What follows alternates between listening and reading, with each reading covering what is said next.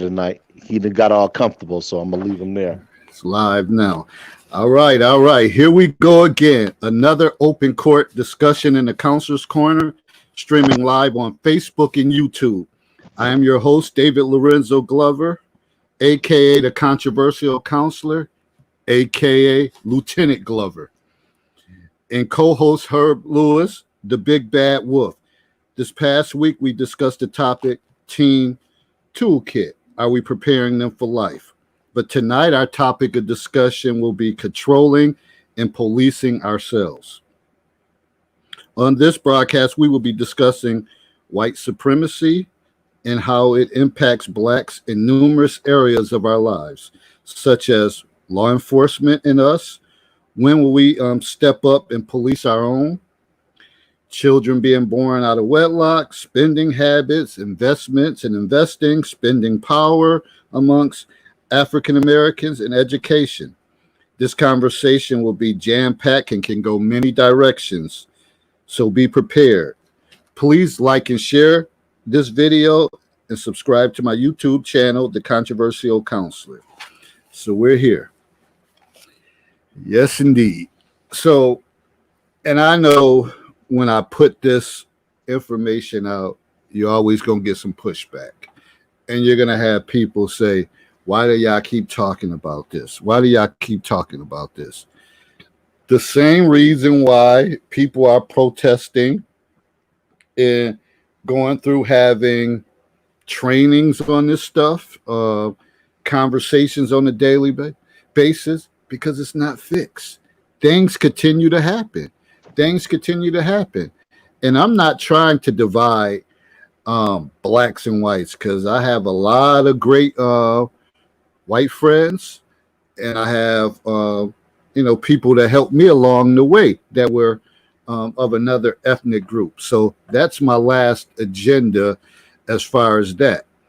The one thing I do know is, as a black man, and that's all I can speak on as a black man. I can't speak as a black female. I can speak as a black man. There's a lot of hurt and pain that's still happening. There's a lot of fear going on in today's society. A lot of concerns with us who have young sons.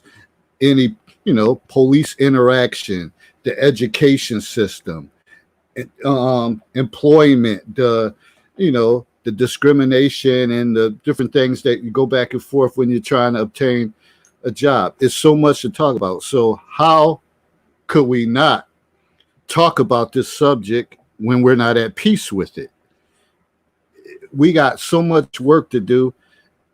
And I've come to the realization that it probably won't change. I'll probably be dead and gone before any movement or anything. I mean, people think that change. The George Floyd trial case, that's the start. Nah, gee. He's dead. There's no bringing him back. There's no justice as far as that. That might be a little temporary little thing to kind of appease some people, but it's not like it's a win, because all of this stuff has to stop happening. I believe that we should be able to get along, and everybody should be able to kind of focus on what they need to do. But we have so much turmoil going on, and that's why these conversations continue to happen. I think it's better to have conversations in a civil manner than people out carrying on, ready to kill each other, or in a hostile environment, even though it gets hostile in the Counselor's Corner, but those are just words. So that's my take on that. We got a couple things going on. I also did post it. It was kind of late in the evening, the Chitlin test, and that has a lot to do with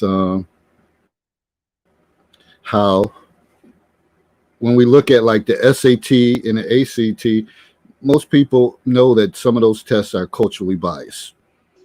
And I put up an example, and I don't know the example top of my head, but I'll just say it was like an analogy. And the analogy, the right answer was something to deal with a regatta. How many people know what a regatta is? I know at that age, when I was 17, 18, taking a SAT, I'd have said, I don't know what the hell a regatta is. I'd have thought it was some type of Italian dish or something. Um, so that's just the example that if a certain group that's if it's they're familiar with that in their culture and another culture doesn't have no idea what that is, it's going to be damn near impossible for them to get those type of answers right if they don't understand the meaning of those words. And unfortunately, during SAT, it's not like you can Google or anything. You just need to know this stuff. So with the Chitlin test, it was called something else. I have to pull up my notes. I don't have everything in front of me before I get into when it's time to get into that segment, I'll talk about it. But it was terms that African Americans or blacks have been familiar with. Granted, some of the stuff, this came out a while ago, so even people in our generation may not know some of the things that were said. I actually took the test myself, and I ended up getting almost 50%. So imagine if that was a criteria used to get a job or to get into a school at 50%, and other ethnic groups took it and they scored at 10%. Guess who's going to get in? Guess who's going to get in?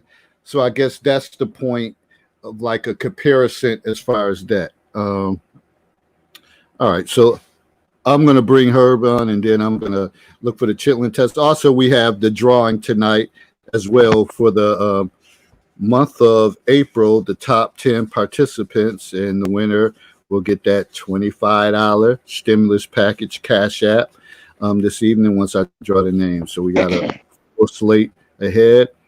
If you're listening, you want to join the panel, it's the stream is in there. Hello, Lakia. Thanks for joining in the chat, and we'll go from there.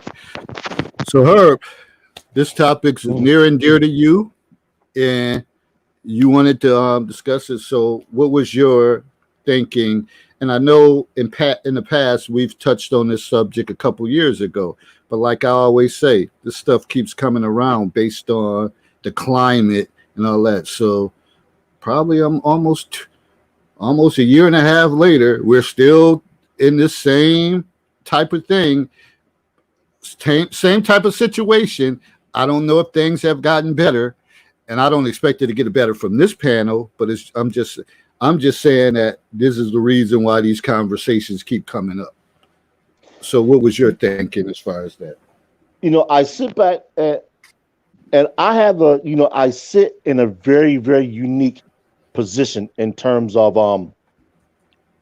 my relation to law enforcement. And that's part of what prompted this, with the Floyd verdict coming down and then the young girl being shot in Columbus. I sit in, like I said, I sit in a very unique position in terms of my relation to law enforcement,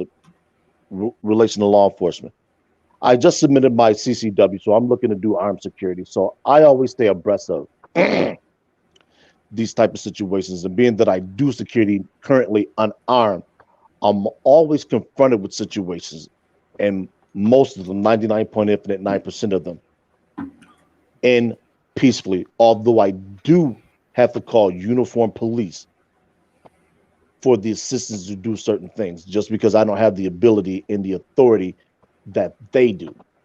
So I'm always cognizant of how these situations unravel. And a lot of people, they always want to jump to conclusions, whether it's for law enforcement or against law enforcement.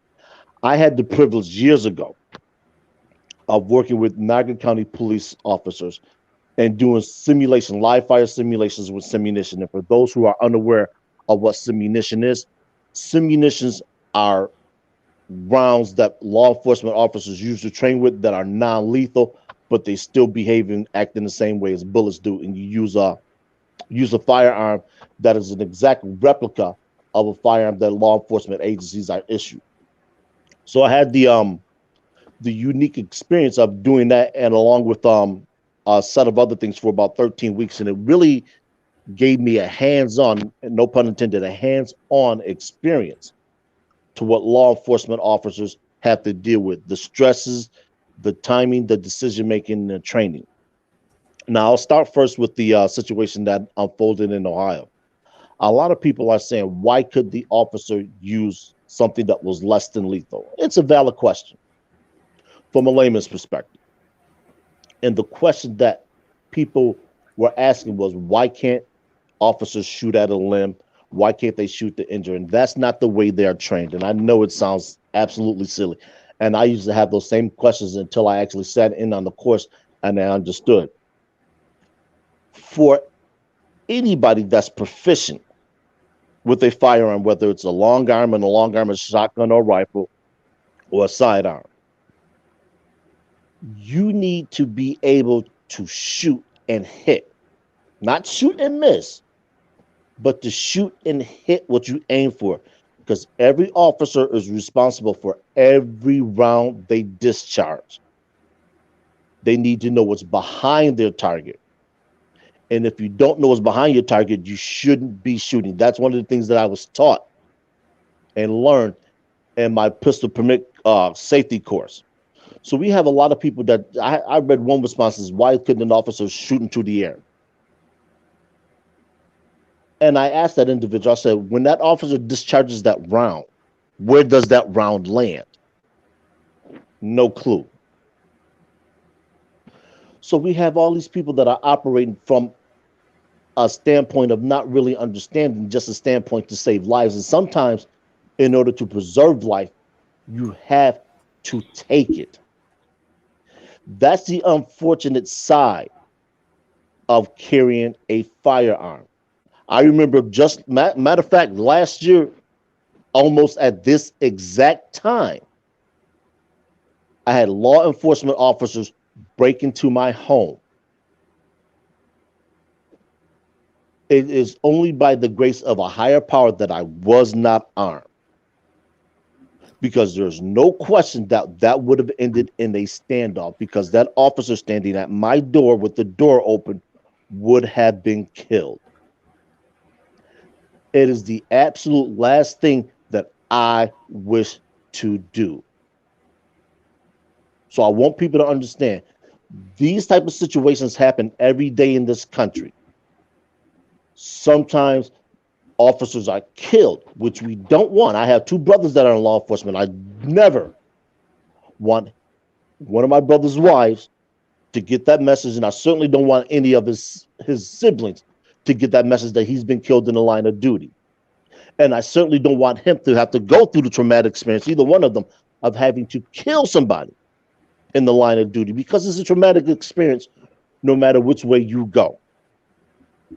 So when I had the officers break into my house, and I don't know how they did it, I have 3 doors in my home. One door I never use unless I'm moving things in and out of the house, because it goes out to the side. I have a back door that leads me to the alley, front door that leads me to the street. So when I heard the noise, I opened the door, and there's an officer standing there with my door open. Now, like I said, I'm abreast of how law enforcement works the laws. If I would have shot him, immediately they would have called for backup. I know what those officers carry in their cars, and I know as soon as I shot that officer, I would have closed the door, called Niagara Falls Dispatch, and told them what I've done. I know nothing in their cars can penetrate this brick. They're carrying shotguns. They're carrying Glocks of some caliber. None of that is going to penetrate the brick. I would have been held up in here, and there would have been a hostage situation. And I've only would have surrendered at that time to people I knew personally on the police force. And I won't mention those people's names because they're not here to say anything on their behalf. Like I said, these are real life situations. And I realize I'm a law-abiding citizen. I'm in the community. I'm active in the community. I ran for multiple elected offices. I've been in the school district as a volunteer mentor. That doesn't lessen any situation that you may encounter. So what we're looking for tonight is we're looking for solutions. I'm not here to blame anybody. I can't stress that enough. So if you're thinking this is a blame game, then this is not the conversation for you. If you don't have a solution, you don't have a workable problem, don't come on the panel. We're not here to smear people. We're here to work together. Whether you're Hispanic, Native Black American, or African American, or some people like to refer to as ADOS, which stands for African Descendants of Slaves, Caucasian, Asian. We inhabit this country together. And the large majority of us, we just want to do a handful of things. We want to go to work. We want to come home. We want to take care of our families. By and large, I would say that's about 90 to 95% of the people that reside in this country. It's the fringes that keep us agitated. They keep us at each other. And this includes the media. The media, whether it's Fox News, MSNBC, CNN, or whatever it is, they always sensationalize things, which is one of the reasons why I don't do pop culture. I don't have television in my home. DVDs is all I watch, YouTube podcasts, things of that nature. We have to start withdrawing from the toxicity that we are consistently being fed. And I have some things that I'm going to ask.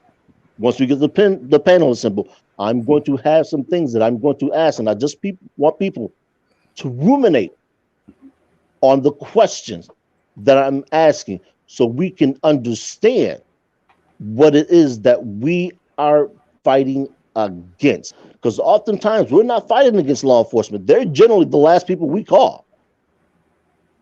Our larger fights are against other people who look like us, other people who think differently than we do, and other people who operate differently than we do because they have a mindset that we can't even hope to put anything in there to get them to look at things differently. What you believe is up to you, but just to look at things differently. Because it's looking at things differently gets us to think critically about what it is that we are in the midst of.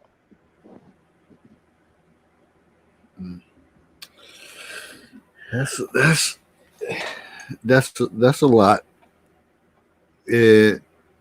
We always talk about there's so many different elements of this, so I don't even know. Where do we want to attack first?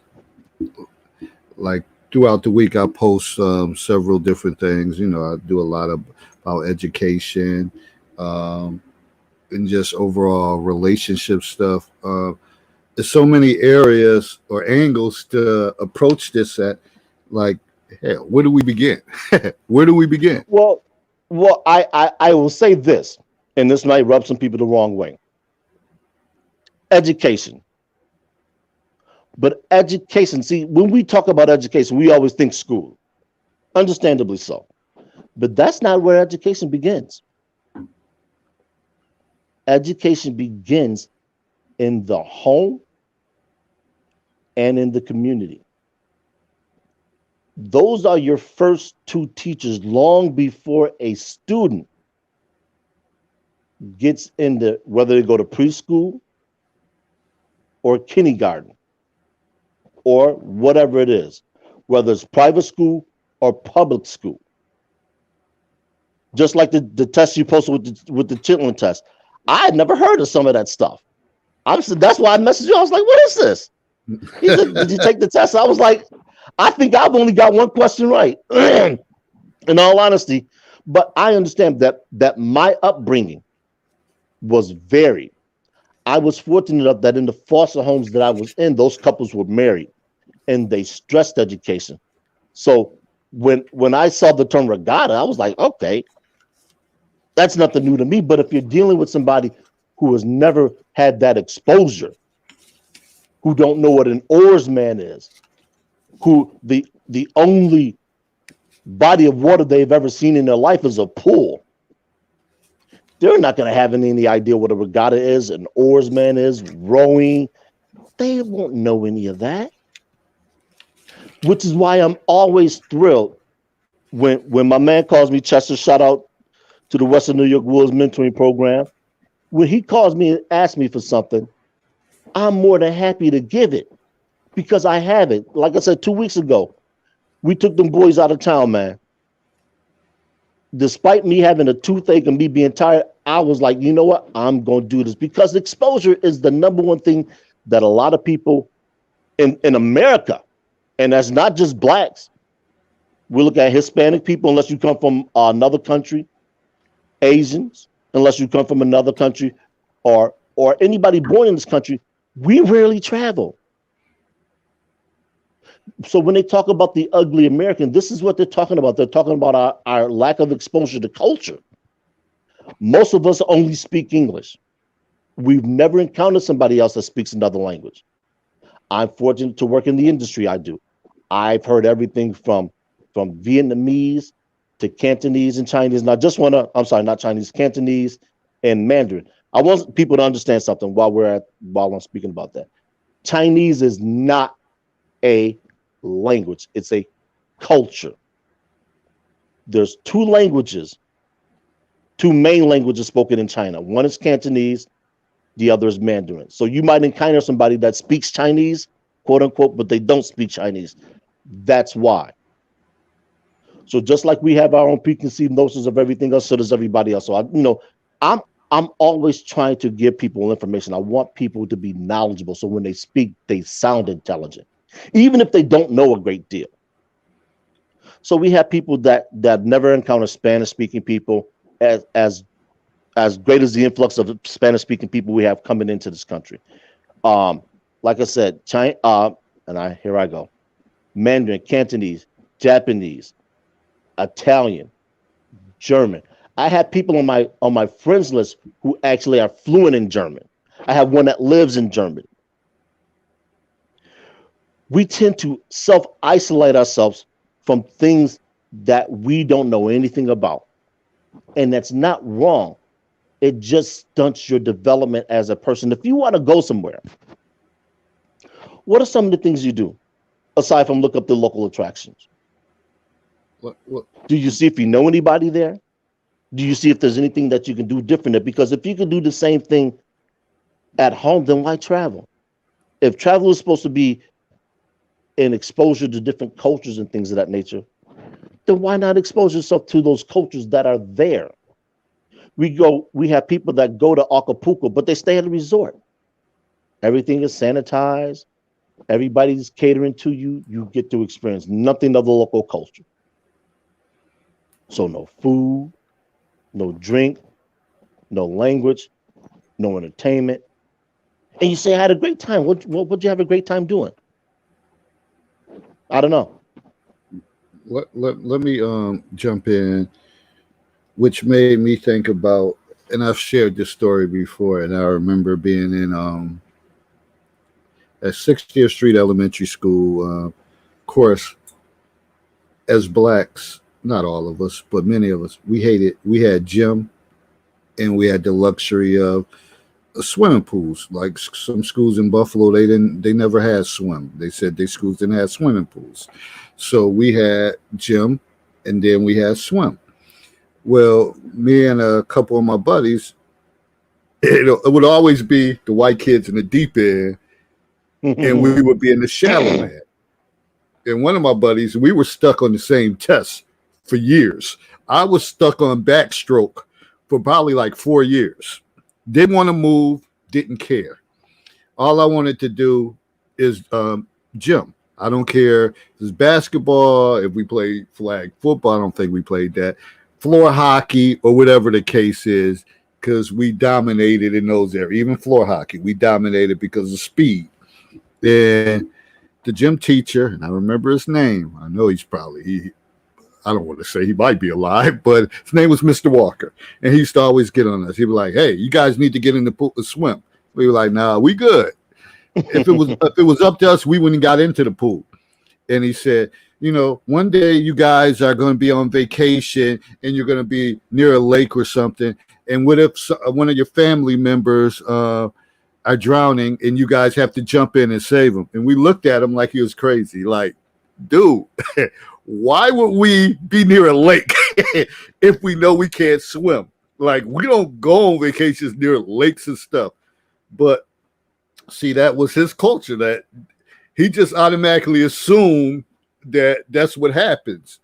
And we looked at him like, dude, what? We don't go near lakes. We don't go near pools. We might like get like in the summertime, get wet by a hose or whatever the case is, or go to a pool to cool off, but it's not like we're gonna be near any lake.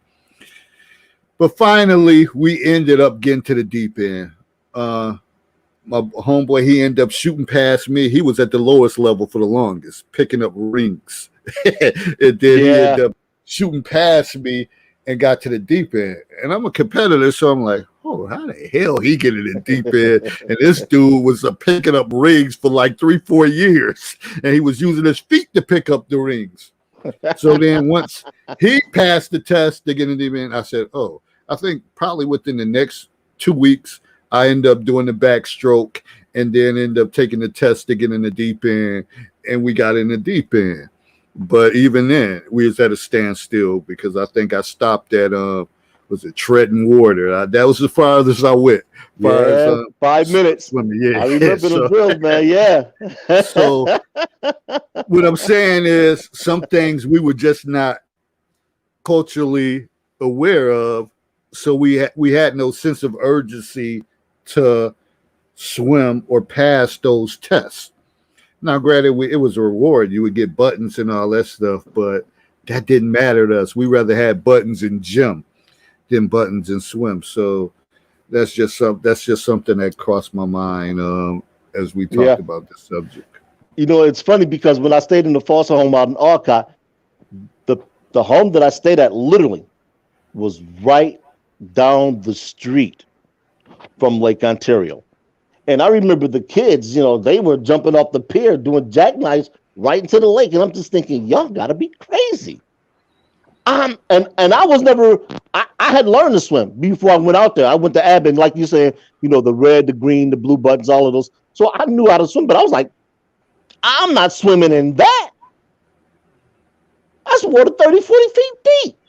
Y'all gotta be crazy. And they were out there and enjoying it.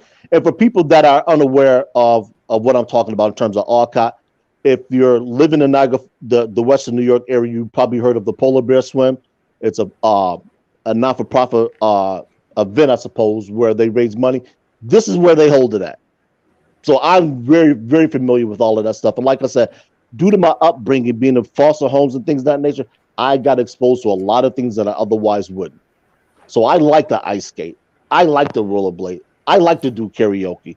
I take sign language. I've done all these things that the average quote-unquote black man wouldn't do or doesn't do. So when it comes to folk music, I know who Simon and Garfunkel is, AC/DC, Def Leppard, all of those 70s rock groups and things, you know, Van Halen. I remember because the funny thing about this is I remember 6th grade, we had a music teacher. He would hand out music with just the lyrics on it. And he would sit up there and play an acoustic guitar. And before then, I'd never really seen anybody play an instrument that wasn't in a band. And I took to it. And until this day, I sit back and I always think of that music class. I always think of that teacher and the fact that he gave me something that I probably would have never otherwise have gotten. I don't know of any school in the city where a music teacher actually sits up there and plays an instrument. We had another music teacher out there who played the piano. I mean, it was a world that was unbeknown to me. And I don't want to be too long-winded because usually we have the panel assembled right now. But I talk about my growing up. So we get accustomed to doing things that are outside of our comfort zone, so we grow. It's like Muhammad Ali said when he was asked a question. He said, if a man thinks the same at 40 that he did at 20, he wasted 20 years of his life. How many of us on a daily basis, we never do something different? We never aspire to go anywhere we don't know anybody, where we don't know a whole lot, and we go out and we explore. How many of you will be willing to travel by yourselves to a destination where you've never been before, where you don't know anybody? And you go out and you try and seek something out. Me, I love to go places by myself. I went to New York City one time. My boy stays down there. Shout out to Chris Milton. He let me stay at his house while he was out out of town. New Year's Eve. I didn't know a soul. Get down to Times Square and I'm talking to people from Belgium, Luxembourg, Switzerland. And I'm asking, you guys are from Europe. You can go to Paris. You could go to London. Why would you want to come to New York City? They said, are you kidding me? They said, New York City is where it is. And here I am thinking, I'm from Niagara Falls. And I'm in the midst of throngs of people. And I'm going to borrow a line from a movie called The Warriors, Osiris, and people that know about this movie will understand where I'm going with this when I say nobody was wasted, nobody. It was happiness, joy. People of all cultures, all ethnicities were there celebrating. We can have that. But in order for us to have that, we have to start to address the issues that reside within our homes. And until we do that, we are not going to be able to fit in, quote unquote, with society. Now, let me, because I know some people wanted to know this Chitlin test. I want to just go through like the results that I got from posting that, and I'm gonna go through it. The test was like 15 questions, the example that I came up with, but I only did like 7. So the first one was a handkerchief head is. The answers was a cool cat, a Uncle Tom, a hottie, preacher, or a porter. So the people that responded pretty much throughout, 22% said cool cat, or Uncle Tom, a hottie, other, and 11% said preacher. So the answer is Uncle Tom. We know what Uncle Tom is. If you don't, let us know in the comments. I'm just trying to keep this moving. The second question was a gas head is a person who has a fast moving car. 62% people said it's a fast moving car. 25% said a process, and 12.5 said a habit of stealing cars. The actual answer is it's a process.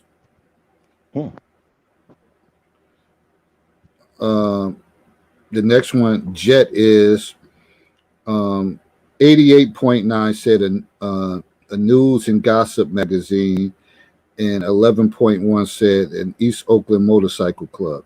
Actually, it is a news and gossip magazine, the Jet magazine. Number 4, this was more so like on the math level, but it was a day-to-day question. You could tell by the name. Hattie Mae Johnson is on the county. She has 4 children, and her husband is now in jail for non-support, as he was unemployed and was not able to give her any money. Her welfare check is now $286 per month. Last night, she went out with the highest player in town. And if she got pregnant, then 9 months from now, how much more will her welfare check be? So 55.6 said $80 more. 22.2 said $35 more. 11.1 said $150 more. And 11.1 said $100 more. And the actual answer was $80 more. So most people got that answer correct. It was a simple mathematics, dividing the 4 into the 286, adding another child to it, and then probably rounding it off to the 80. All right. Cheap chitlins, not the kind you purchase at a frozen food counter, will taste rubbery unless they are cooked long enough. How soon could you quit cooking them to eat and enjoy them? 44.4 said 2 hours. 33.3 said 24 hours, and 11.1 said 45 minutes, and 11.1 said 1 week on a low flame. Who the hell go cook something for damn 1 week? That's what I selected, because it's just the term chitlins is wrong. Just So the actual answer is 24 hours.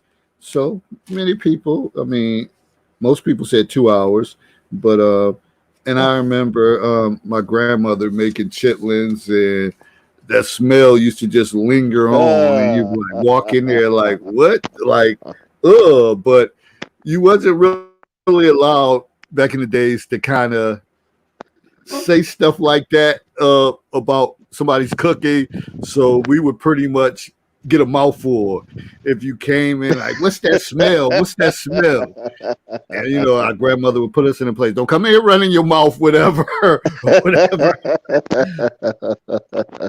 But it was a strong smell, whatever, and it was horrible. So I never was into the chitlin thing. All right, so the next one was, and we're almost done. Money don't get everything. It's true.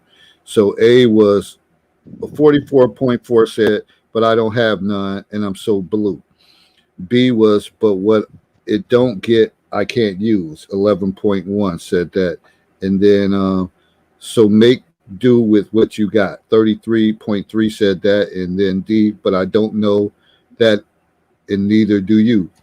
11.1 said that. So the answer was, so money don't get anything, but it won't do, I can use. So that 11.1 said that. So, but that was the actual correct answer, B. But what it don't get, I can't use. Then the last one is, how much does a short dog cost? Does anybody know what a short dog is? See, I've never heard of it. I thought it was a cigarette. And after doing some research, I said, damn, it makes sense. It's a shorty. Like when you go in the liquor store and you say, let me get a shorty of the little miniatures, the little small bottles or something. So, and they said, so how much does a short dog cost? So 44.4 said it cost 35 cents. 22.2 said $2. 22.2 said 86 cents, and 11.1 said 15 cents. And so a short dog cost at that time 15 cents. Boy, I tell you, people will be drunk as hell if that stuff costs 15 cents. I mean, it might, I don't even know. It's like some of them cost like a couple dollars, whatever now. But I guess back in the days it was. So the whole point of this is, again, that back in the days, if African Americans took this test and it was like a admittance test to get in something, more than likely they would get in, because they might be familiar with this. So in comparison to a regatta, which they have no idea, and those is high stake tests, sometimes they might not have a fighting chance. And like Herbert said, based on exposure and some of the words used, they might not have a fighting chance to get in. So those are the deficits of the issues that we face with when you think about some of those tests. Granted, it's been talked that they talk about trying to do away with it and having other variations. Because to me, when you think about college, to me, it's never been about your academic capacity. To me, it was more about survival skills, resources, knowing who to talk to, being comfortable, getting with the right groups to get stuff done. Because how many of us remember half of the stuff that we learned from there? But we knew we had to have survival skills, whether you didn't have money on your meal plan, or you had to eat, and dinner ended at like 6 or 7, and then by you're a growing young man or woman, by 10 or 11, you're like, man, I'm hungry as hell. So you might say, man, I know where to go to get some noodles, some spaghettios, raviolis, and guys, you go over to the girls and they would have all that stuff stocked up. You knew that, okay, I got to get with this study group, and you might not have anything to participate with that group. But when it came to the presentation, they may have gave you just a little piece to do. You did that, and you got a good grade. To me, that's what college is about, trying to navigate the system and have an ability to say, all right, let me go meet with my professor. Let me show that I care and I want to do well. When you did those things, you were successful. The ones who, like, man, okay, I did well in high school. Now I got all this social stuff around me, and you got people going to parties, people drinking, and you can't keep up. Those are the people that suddenly don't do so well in college. Mm-hmm. So to me, college is about survival, and that's what it's always been. I mean, I barely remember much of anything that I was really taught. What I do remember is people that impacted my life, people that gave me opportunities up there, and those are the things that I held on to and propelled me to go on and kind of still utilize that to help others. I'm done. Yeah, man. You know what the funny thing about it is? A funny thing about college for me was I didn't go immediately after I got out of high school. But my boy there, like I said, Chris Milton, you know, I went there and literally all I did was hang out on campus. And when I say hang out, I mean hang out. I would work Monday through Friday. Friday night, I'd catch the 40 up the Buff State campus, and I hang out, sleep in the dorm room with him and his boy, and his roommate, then now good friend, Mello Cruz. I hope your family doing well, Mello, man. I got to reach out to the boys. We have to reassemble sometime. And literally, I just hung out. Porter Hall, 5th floor, Flavor, Ketwan DeRees, all the crew, man. I owe y'all much, man. Y'all embrace me as one of your own, man. And for me, it was an epiphany. You know, it was just like, this is the foundation it is into adulthood. Like, it's one of those steps you take that starts to build what you will eventually become as an adult. Like you said, it's lifelong connections. You learn how to navigate systems, which is what this country is. This country is just the myriad of systems. And the better you can navigate those systems will determine how well you do. Finance is a system. Education is a system. Relationships. Everything that we do in this country is a system. So I just want to put that out there. Okay. Yeah, and that's it's true. It's about systems. So when we think about also as far as community, we know that's a serious issue. We know it.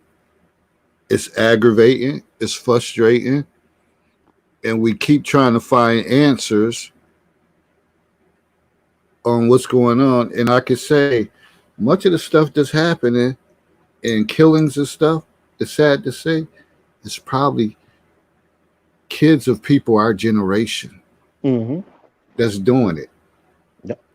But we're sitting here profiling and talking this or that, and it's our kids that's doing the killings. So where did we go wrong? Yeah. How did we feel them? Like, how do you feel comfortable? And we talked about this before. Like, a lot of times we know the dangers that our children are in, but we accept it. And, you know, they're able to come in and out of our houses. You know damn well your son sells drugs. You know damn well he has a gun or whatever the case is. What do you think's going to happen? But you don't say anything. What? He pays a bill for you. He puts a few dollars in your pocket and you sell your soul. You sell your soul because of that. Meanwhile, somebody ends up dead or your house gets shot up, or it's a lot of times innocent people end up dying behind that. We have to hold each other accountable.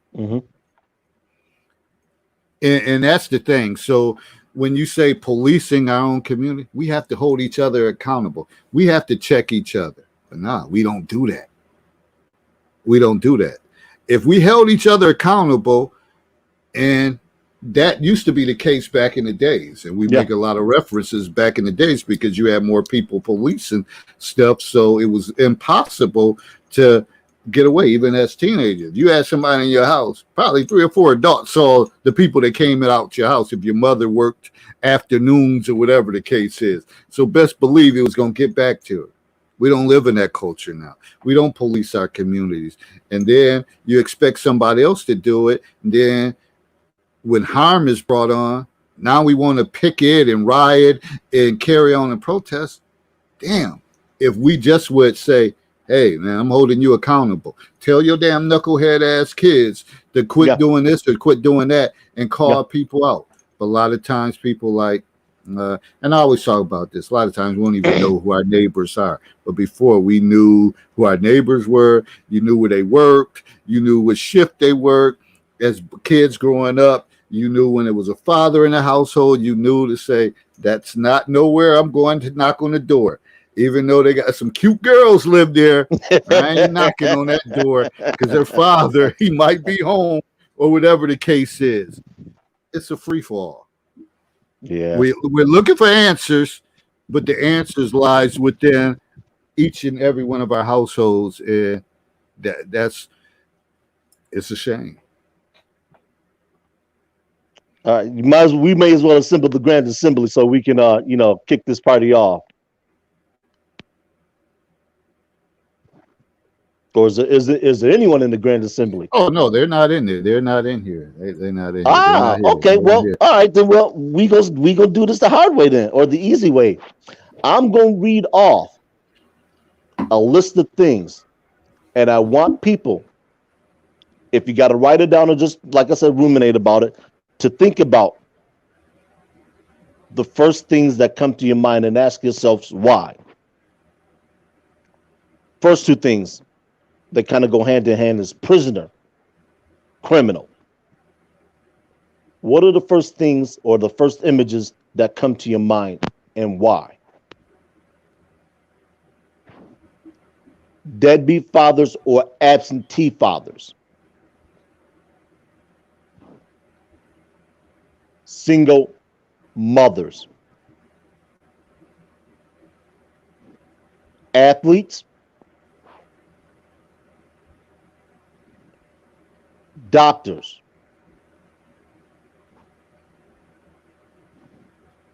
Lawyer. Passport holder or an international traveler.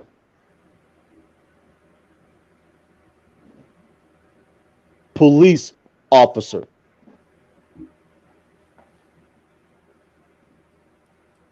Victim of police brutality or being shot by police. Most educated.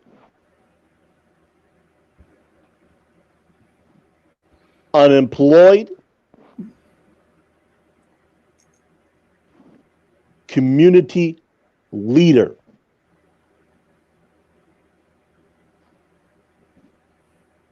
Cool or swagger.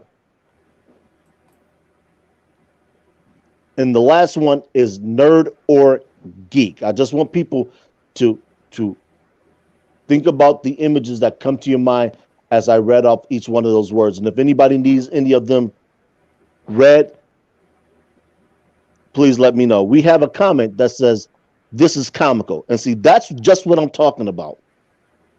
We have people that think that people being killed in this country is comical. Let that sit for a moment. I'm not going to call a person out by name, but let that sit for a moment. We have kids that are being poorly educated. And once they're poorly educated, they're put out on the street. So they either become a victim of crime or they become a participant in crime. They can't get a job because they're poorly educated, can't fill out an application, can't even sit in on a job interview.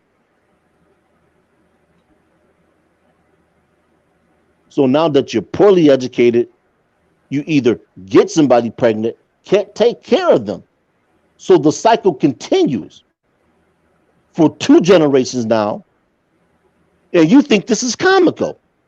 I wonder why. Why do you think this is comical? Tell me in the comments section. I'm not going to call you out by name because I'm going to give you a chance to defend yourself before I put you on blast. Tell me why you think this is comical. Tell me why you think having blood spilled in the streets by people and then rioting against those people because you called them because you can't control what goes on in your own home. Tell me. Why do you think this is comical? I don't find anything laughable about it.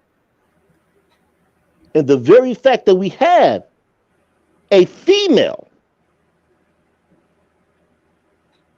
saying this is comical tells you about the larger problem we have in our communities, because this individual has the ability to determine life or death. They are the first teachers of the children. And then y'all wonder why I sit up here and talk about the scourge that single motherhood creates.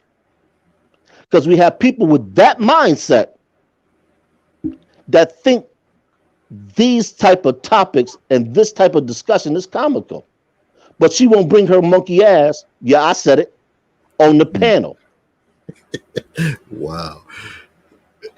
Yeah, and I'm eager to know too, like, I don't know where it's comical. The only thing I see comical, me coming on here with a police hat and all that stuff, but that was just basically to go along with saying that we have to police ourselves in our community, in our households, and we always talk about this, to be better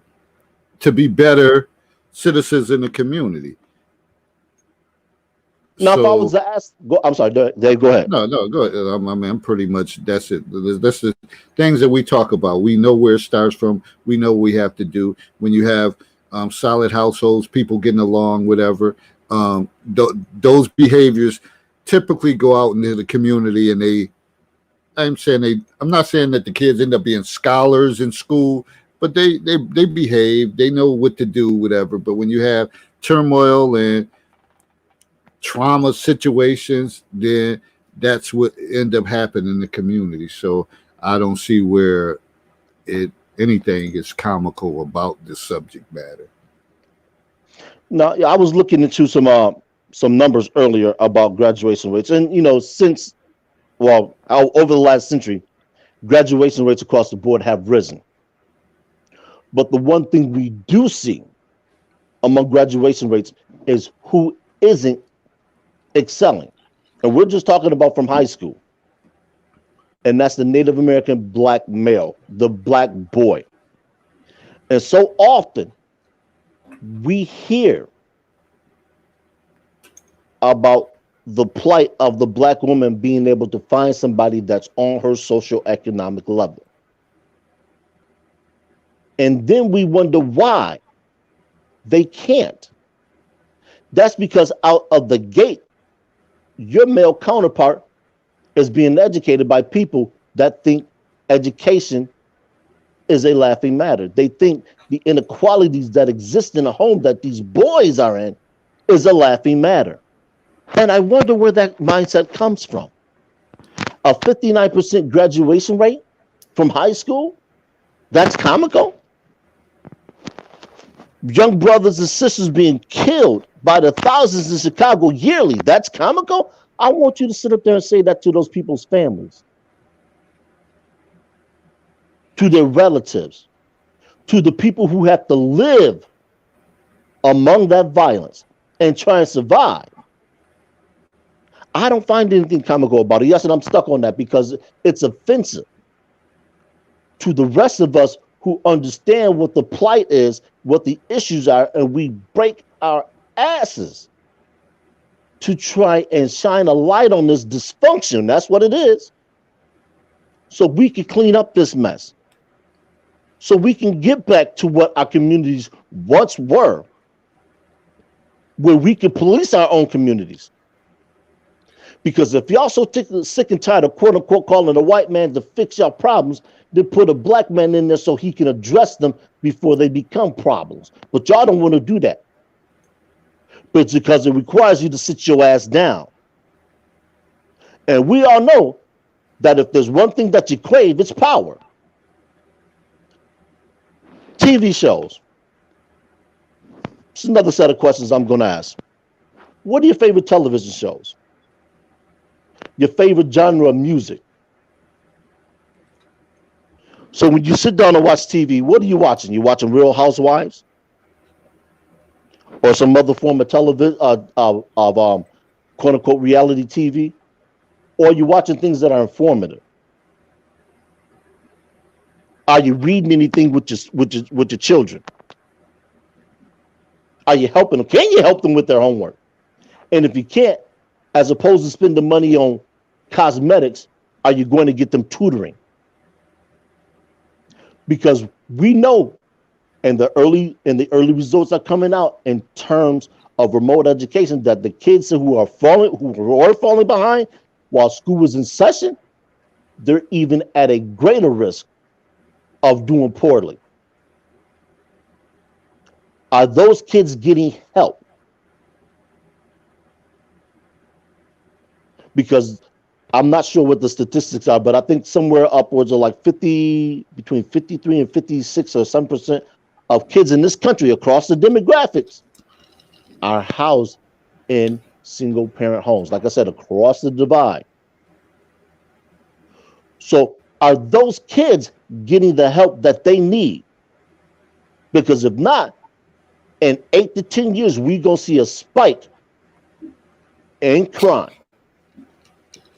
We're going to see a spike in a whole lot of mental disease and things that need to be addressed. And the question comes, where's that money going to come from? Well, one of the things I've mentioned before, that's how they determine how to build, different prisons and stuff, is they look at, the test scores for 3rd and 4th grade black males. Unfortunately, they use those numbers because they figure that once they hit that point, because they know that, once they get to middle school and stuff like that, there's going to be the social factors are probably going to kick in. And it's a shame that they use those things. And one of the things I always said, that when we have African-American males and stuff that desire to be administrators, I think they need to put they should start putting some of the males in elementary schools. But I know they probably say, oh, that's more of nurturing, so they have a lot of women in those sectors. But I think a lot of some males should go that route, especially when you think about the 3rd, 4th, and 5th grade. Because if they get to middle school, some of them are already, they're a handful to deal with. And then by the time they get to high school, with all the stuff that goes on in the high school level. David, hold up. I think Broad T is trying to speak, but I think she's muted.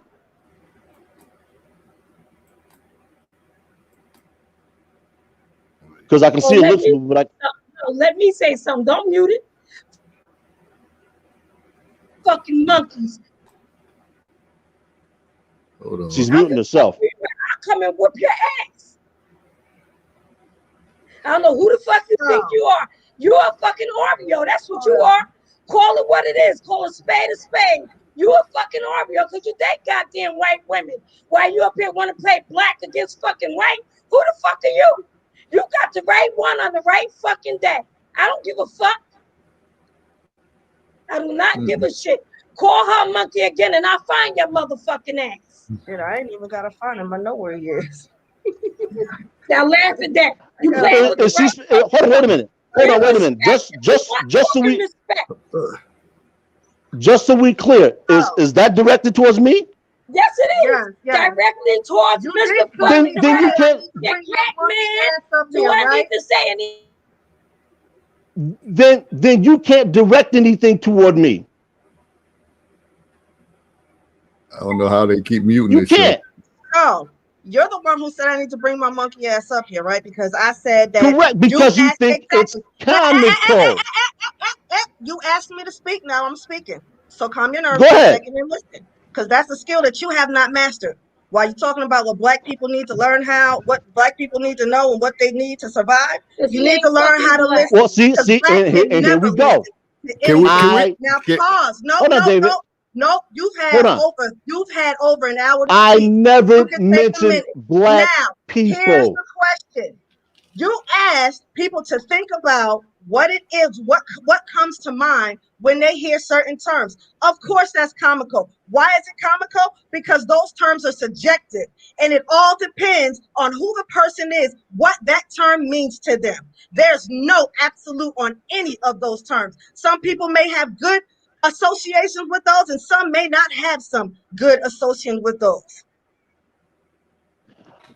So for you to be like, what thought comes to your mind when you hear the term single mother? What's the term? Oh, what comes to mind when you hear deadbeat dad, absentee father? When you hear international traveler? What the fuck does that have to do with the topic of policing ourselves? Nothing.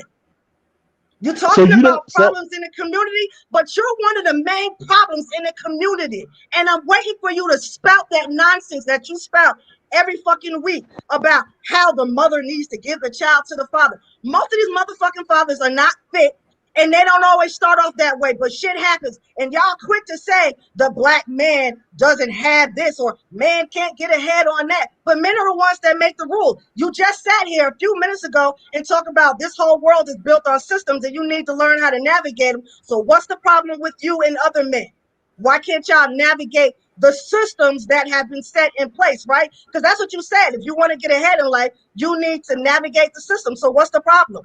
What's the problem, black man? Why can't y'all navigate the system? What black man you talking about? You hold on, wait a minute. Hold on, wait a minute. What issue do I have personally? Hold on, wait a minute. Wait one moment. What does that say about you? Wait one moment. What problems do I have personally with the system? I don't know. You don't want to always spouting about a man. Oh, wait a minute. You don't know, but here you are speaking as if I have a problem with the system. You do have a problem with the system. You just reminded me. You're always talking about how there's nothing but nepotism up there in Niagara Falls. So that's one of your problems with the system. You can't get ahead because you're not related to the right person.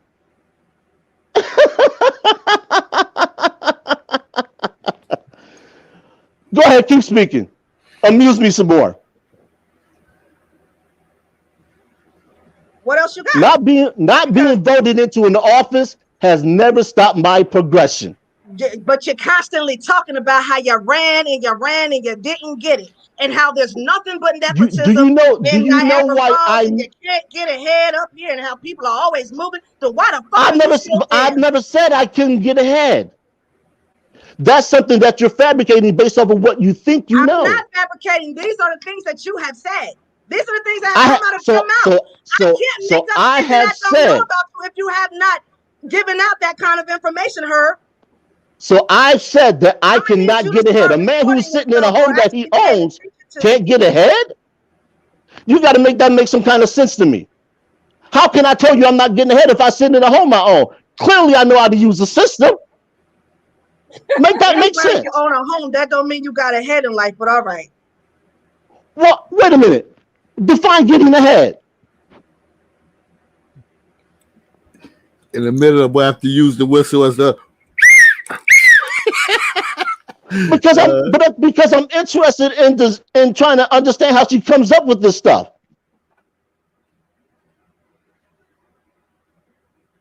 So how have I not gotten ahead? I'm doing better than most black men in this country my age. You're probably doing better. So explain to me how I have not gotten ahead. I promise you are not. I promise you are not. I promise you are not. Because according to you, you're only making between 30 and 40,000. And boo-boo, I know people your age that's making 3 to 4 times, hell, 10 times that. So how are you doing better than most men in this country? Stop that. Stop lying to yourself. It's called location. Stop lying to yourself. It's called location. And stop lying to these other people out here, giving them these ideas that because they own a home and they make $30-some thousand, they doing better than that. No, that's not true. Okay, so once again, the question becomes up: define getting ahead. So can you? All right. Define it. I'll put it to you like this: getting ahead. You own a home, okay? All right, you own a home. If you were to quit your job today, would you be able to survive without a job? Would you be able to keep paying all of your bills with no job? Could you last six? No. Matter of fact, you broke up. Could you last 3 months? Could you last 3 months with no job? Could you? Do you have enough in the bank that you can sit home for 3 months? Could you sit home for 6 months? Yes. Could you sit home for a year? Yes. Yes.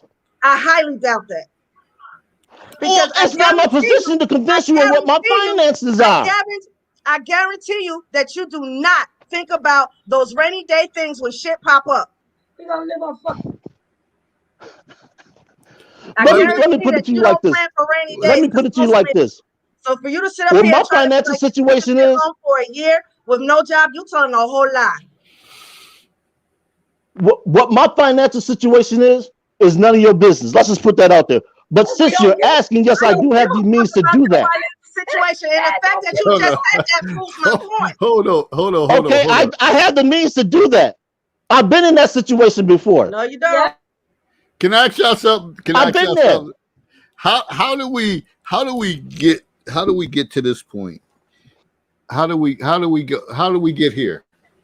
Because I think he made a disrespectful comment and he got called out on it. About my monkey ass. You wish you could get next to my ass. Okay. There's a way that there's a way that you could call somebody out. Being disrespectful ain't it. That's not going to get you anything but get your ass cussed out every fucking time. You want to talk to me? Talk to me. Y'all been doing that for the last 2 months ever since I convened the panel. That doesn't bother me. Like I said, doesn't bother me. You are like the most predictable man doesn't bother that me. I've ever seen in my life. You're the most predictable man. Like you don't have shit going on. Then I be that man. You are dead set to convince the whole world that you do. And it's sad. Like you are so fucking sad.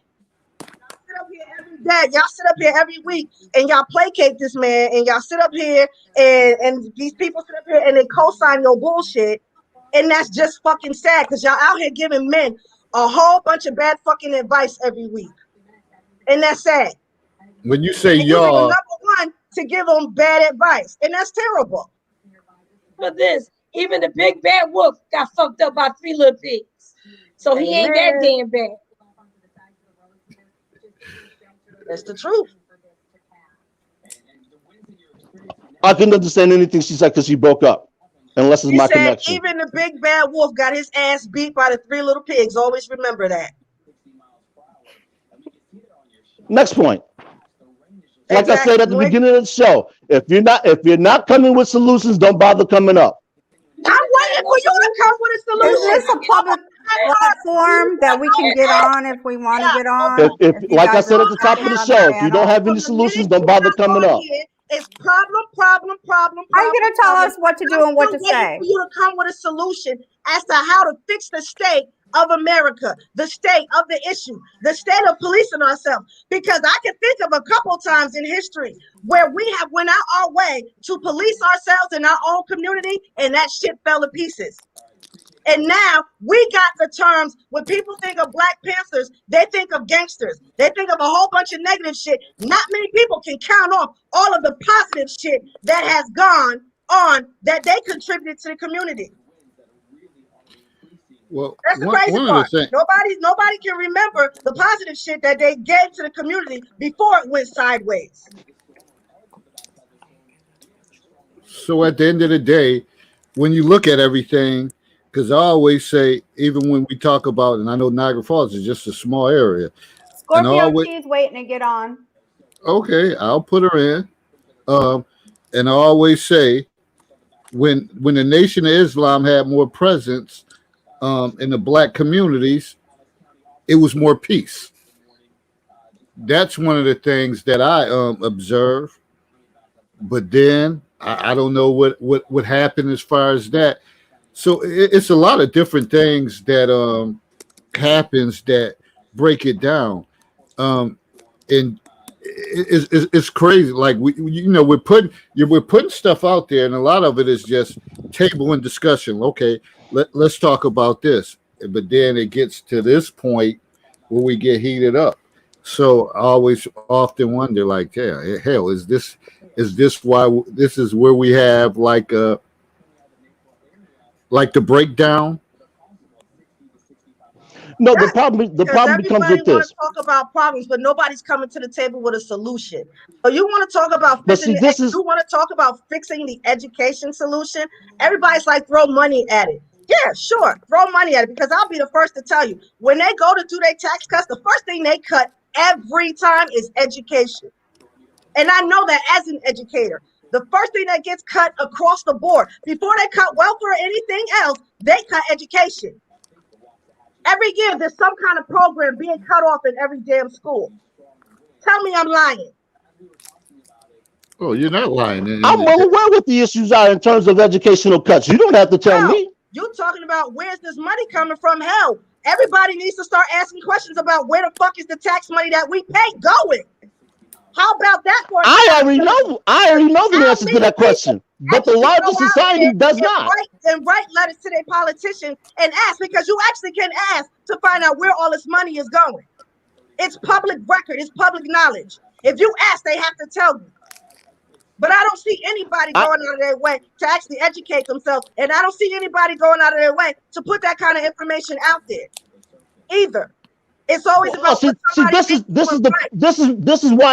this is why I call out the nonsense, because for the last 10 years on my Facebook, I routinely talk about this stuff. I've not known you for 10 years, so you can. Wait a minute. Wait a minute.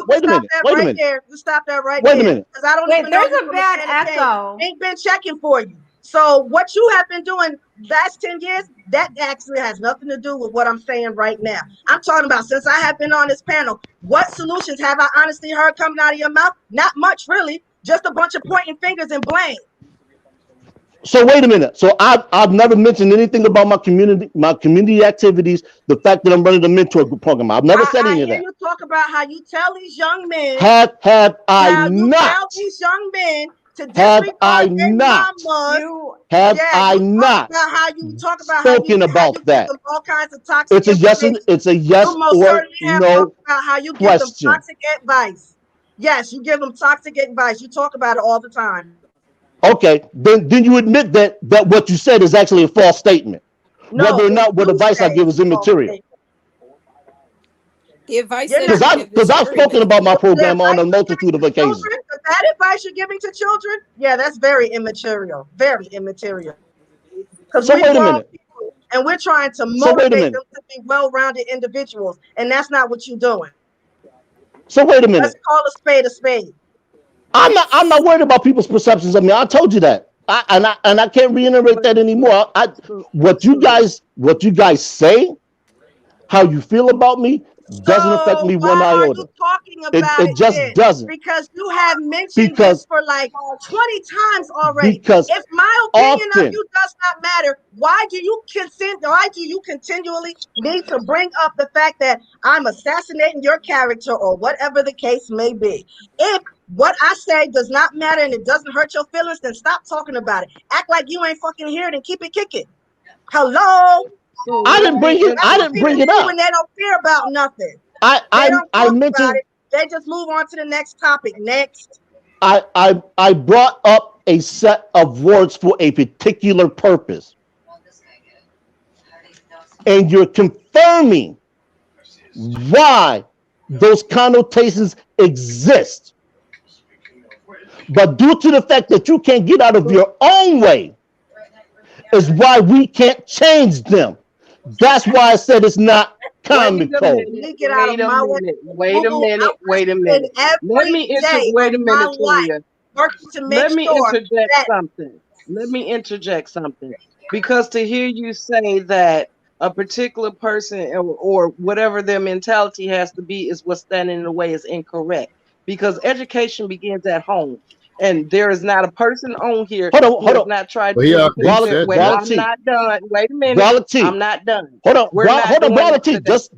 Just one thing. He is not speaking. I'm speaking. I'm So sorry. I I'm get y'all trying names to confused. finish My my apologies. statement. Scorpio T. At the top of the broadcast, I said I've that been watching. education begins at But you home. don't get to cut me off before I finish my statement. I sat here quiet. I watched you go back and forth with Brolic T. I said nothing. And the minute I start speaking, you feel like you need to open your mouth and try to correct me about something I have not yet stated. Now that's disrespectful, and that's part of the problem. Hold on, wait a You minute. can Hold on, wait a scream minute. and holler at a person and not listen to what they're saying. You have to But listen you the same said way you want to something be I heard. had already said. You don't know what I was saying, though. Yet again, here you go. You did the same thing on another broadcast. He a You mind answered reader. a question I didn't He a even mind reader. ask. So my point, the point that I'm making, see, that's the thing that's part of the problem. Just let me talk. That's part of the problem. In order to solve a problem, whatever it may be, you have to be able to listen, and not just listen. You have to hear what the person is saying. As I was stating, I don't think there's a person on this panel who has not tried to teach their children at home right from wrong, this from that, hot from cold. You cannot say to a person that you are the problem because you're doing this, you're raising this, you're going about it this way. The whole point of this so-called broadcast is to communicate and grow, right? So if you're not listening, there's no way for that to happen. All I'm simply saying is that education is the first key. This is why people start programming children when they're children, because that's the key. So if you want to solve the problem, you have to start educating children differently than what we are educating them now. You can throw money at things all day, but if it's not a person there to check what you're doing, like checks and balances for statistics, then it serves no purpose. If you want to know how to solve a problem, listen to the needs, because every community has a different need. Every individual has a different need. Every child has a different need. Shouldn't even be something that's personal. This so-called conversation is supposed to bring growth and understanding. And all I'm hearing is a bunch of personal stuff about things that people are speaking on that nobody knows about. You don't know what she does. She don't know what you do. You don't know what I do, so on and so forth. Everyone is inferring things. Nobody is listening. Nobody. And that's the beginning of understanding, is listening. So if you want to be heard, learn to listen. Period. It doesn't matter who it is. Learn to listen. Because if you can't listen, you can't learn, you can't grow. That's it. That's all. Nothing in the middle. So one of the things, and I'm gonna let Lakia come in. One of the things is we say everybody on this panel. It's not so much about the panel. It's other people that listen. There's people listening in the LinkedIn world. There's people listening in the YouTube world, Facebook world, or whatever the case is. So it's not just directed toward the panel. It's other people that's listening that may not be doing everything that the panel is doing. We know it's people that's not doing that. We know that. And that may be true, Dave, but isn't that ain't true? That's true. That's straight facts. That's straight facts. Is not the panel a representation of a portion of your listeners? Are the people on this panel not a representation of them? I'm asking. It's not the bigger masses of people that listen. It's not. You talk about 5 or 6, 7, 8 people. Am I the only one that has a delay? I'm asking if the people on this panel are a representation of some of your listeners. That's what I want to know. Yeah, it's a small micro percentage. Yes. A yes is a yes. Thank you. Whatever. I'm just saying. No, it's been heated. It got heated up in here, but it mainly got heated when I just say the same thing. And you want to start calling names. So we got to be careful with that. We got to keep things respectful around here. We ladies, we women, we don't need all that. And you didn't make yourself clear, Herbert. You didn't make yourself clear as to you were talking about people that were dying. You didn't say nothing about that until afterwards. Nope. You didn't. So you got to Not own at up to all. it. You His got to own up. statement was, Bottom I line. want everybody to think about Right. what these statements mean to you. I heard exactly what he said. That's Exactly. why I I've said been this watching shit the is whole time. comical. Because Exactly. what is the point of Like, she gonna listening? get What somebody is gonna the point of say that's thinking of what comical that he's people saying are to dying. us? It's called We word want to tell association. It's called word compassion. association. You throw And out a like I word, what's said, your first what thought? I associate with one word, somebody may not associate the same thing. Exactly. And So then this that's what shit is the thing. comical. Yeah. You got to acknowledge that. That's what I'm just saying. That was mad disrespectful, and you know, so you got to take that one, swallow that one, and then the fact that about Hold on, wait a minute. let me finish, please. I'm gonna finish. Ella freeze over Then, before I'm he sorry, ever look here. swallows Look here. anything. Allow. I'm gonna finish No, this no. one. Look Because here. when it comes to community, no, when it comes, only thing that should really be coming out your mouth is, you know what, you right. I apologize for that because you had no business. I'm not apologizing. You Okay, can dead that. But I'm just saying, And then that's why you get. Like I said, hell will freeze over Second thing before he is, apologized. when it And I comes to wouldn't, community you know what? I don't policing, even expect an apology from him because he's just not that type of person. Hell will freeze over and that's first. sad But because the you're whole point of representing, the matter is, don't sit up here and perpetrate like you have all this divine the whole wisdom point that of you're giving policing out to people ourselves. every week. And the whole point is about policing ourselves. What Policing exactly do ourselves. those Where are you topics and policing terms have yourself at in anything this to do with situation? policing ourselves? You're Because not. what we should be talking about is how do we go about Right. forming these communities, And these small creating community solutions. watch groups, so that we can police ourselves. Who should we get involved in that? Who should we get to come in Right. and train us? Should we have our own police officers that we know in the community who walk the beat, have them show us what to do? Because last I checked, back in the day, that's how it was done. So if we And don't that's sit here and talk about it, let's talk about where do we begin at? What you do begin we right. need to take to get it started? And Because that's what other than that, there's no point to this conversation. and the main One thing thing is is this, for is sure. that I'm we all should have about been, solutions, but if what I'm anything not that gonna was sit going here on, and listen to you talk about single mother this, deadbeat, dad. If we're gonna talk about policing in our community, then let's stick to the facts. Isn't that what y'all always spouting every week? Stick to the facts. Well, how do we go by doing it?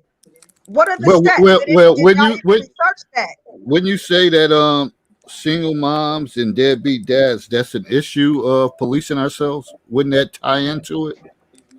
How? Well, one thing is How? for How? sure. Nobody. How? One thing is for How? sure. How Nobody how can does sit. policing Wait a minute. what Wait a a minute. single Because mother policing parent? yourself is about households. It's about households. But It's about what's wrong with being a single mother? Policing your What needs household to and be policing the policed community about is a that? whole different topic, honey. No, I'm just doesn't it curious. start I'm out small with the households before you go into the community? But what's wrong with being? Wait, but when I was just I didn't what say nothing was wrong with it. But I then didn't what say needs to nothing be was wrong policed with it. about it? What needs to be policed about a single parent household? well, I'm gonna say I think he was saying more of us trying to teach our children and to not get pregnant early and becoming single mothers waiting, Every or single our every boys too, single not mother Every just was single but mother mean teaches she their had a child baby that. out of wedlock. Every person that I know who has kids that teaches statement goes out does their not way to mean that teach she their had a child right baby out from of wrong. wedlock. So I'm not understanding what needs to be policed about a single black mother. What needs to be, or a single No one mother said that period. there need to be police, whatever. That's part of everything. There's households with single women. There's deadbeat dads. There's incarcerated dads. There's multiple variables to this. It's not that one particular thing that they need to be policed. It all adds to the community. Okay, well, I tell but you what. again, One thing if is this for sure. conversation is One about thing is for policing sure. You and cannot monitoring our own sit community, on the I was just throne. personally You can. curious what needs to be policed about a single parent household. One thing is for sure is you cannot sit on the throne and be part of the community. Either you're part of the community or you're not, regardless of who it includes. Yes, when I was talking about education begins at home, I couldn't even finish my statement before I was cut off. We've already leaped that hurdle. Education begins at home. So where do you go from there? How do you incorporate that into the community? Deadbeat dads had a parent. Deadbeat moms had a parent. Single moms had a parent. so on and so forth. So people don't become single moms by themselves. So to say that a single mom household needs to be policed is something like not even. That's not. I'm Yeah, just I think y'all got the whole thing wrong. Well, I was asking for clarification. What exactly? What is it you were trying to say about a single parent household? That's all. Hold on. Wait a minute. Hold on. This is what David's trying to say. David's trying to say that the problem lies in the fact that people are not raising their children to do right from wrong, which I feel is crazy because a majority of people do teach their kids right from wrong. That doesn't mean that they're going to listen when they go out in the street. I just want David's thoughts on that. That's what I want. I said that all of this, they make up communities. You have different households that make up the community. And I said, until we fix what's in the home, that's the issue when they step out into the community. You might tell people that many people tell their kids or whatever the case, what's right from wrong. But it don't always, and some people don't. But households are made up of different variables. Like I said, whether it's single parents, whether it's a deadbeat dad. If it's a dad in the community and he got children and they somewhere floating around, he's still part of the community. We're not saying we need to police single mothers, need to police deadbeat dads, whatever. We need to talk about growth in the households before they step into the community. Okay. So how do you propose we go about that? Because I was going to say this. One thing that I was just talking with someone about the other day is that it does take a village to raise a child.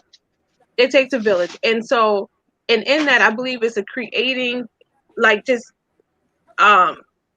partnerships with other families, with other people with like-minded that could help build our community. You know what I mean? Basically, too, having more of those, it goes back to the grassroots of having, how you have the street watchers, people that, what's those groups that have for the street to watch the street? We talked about that. We talked about how it used to be. Right, how it used to. Then I also bringing back, like just and I'm drawing a blank. I apologize, I'm getting a little confused, but about some things as far as it's going around all around. But what's the other thing that they're doing now? The peacemakers, the peacekeepers, they're out helping policing the community. That is an asset to our community for that. It goes around. These are people that know different people in the community. They know the kids' parents, and that can help. So I don't think I agree. I didn't get that perception that he's talking about single parents have to be policed.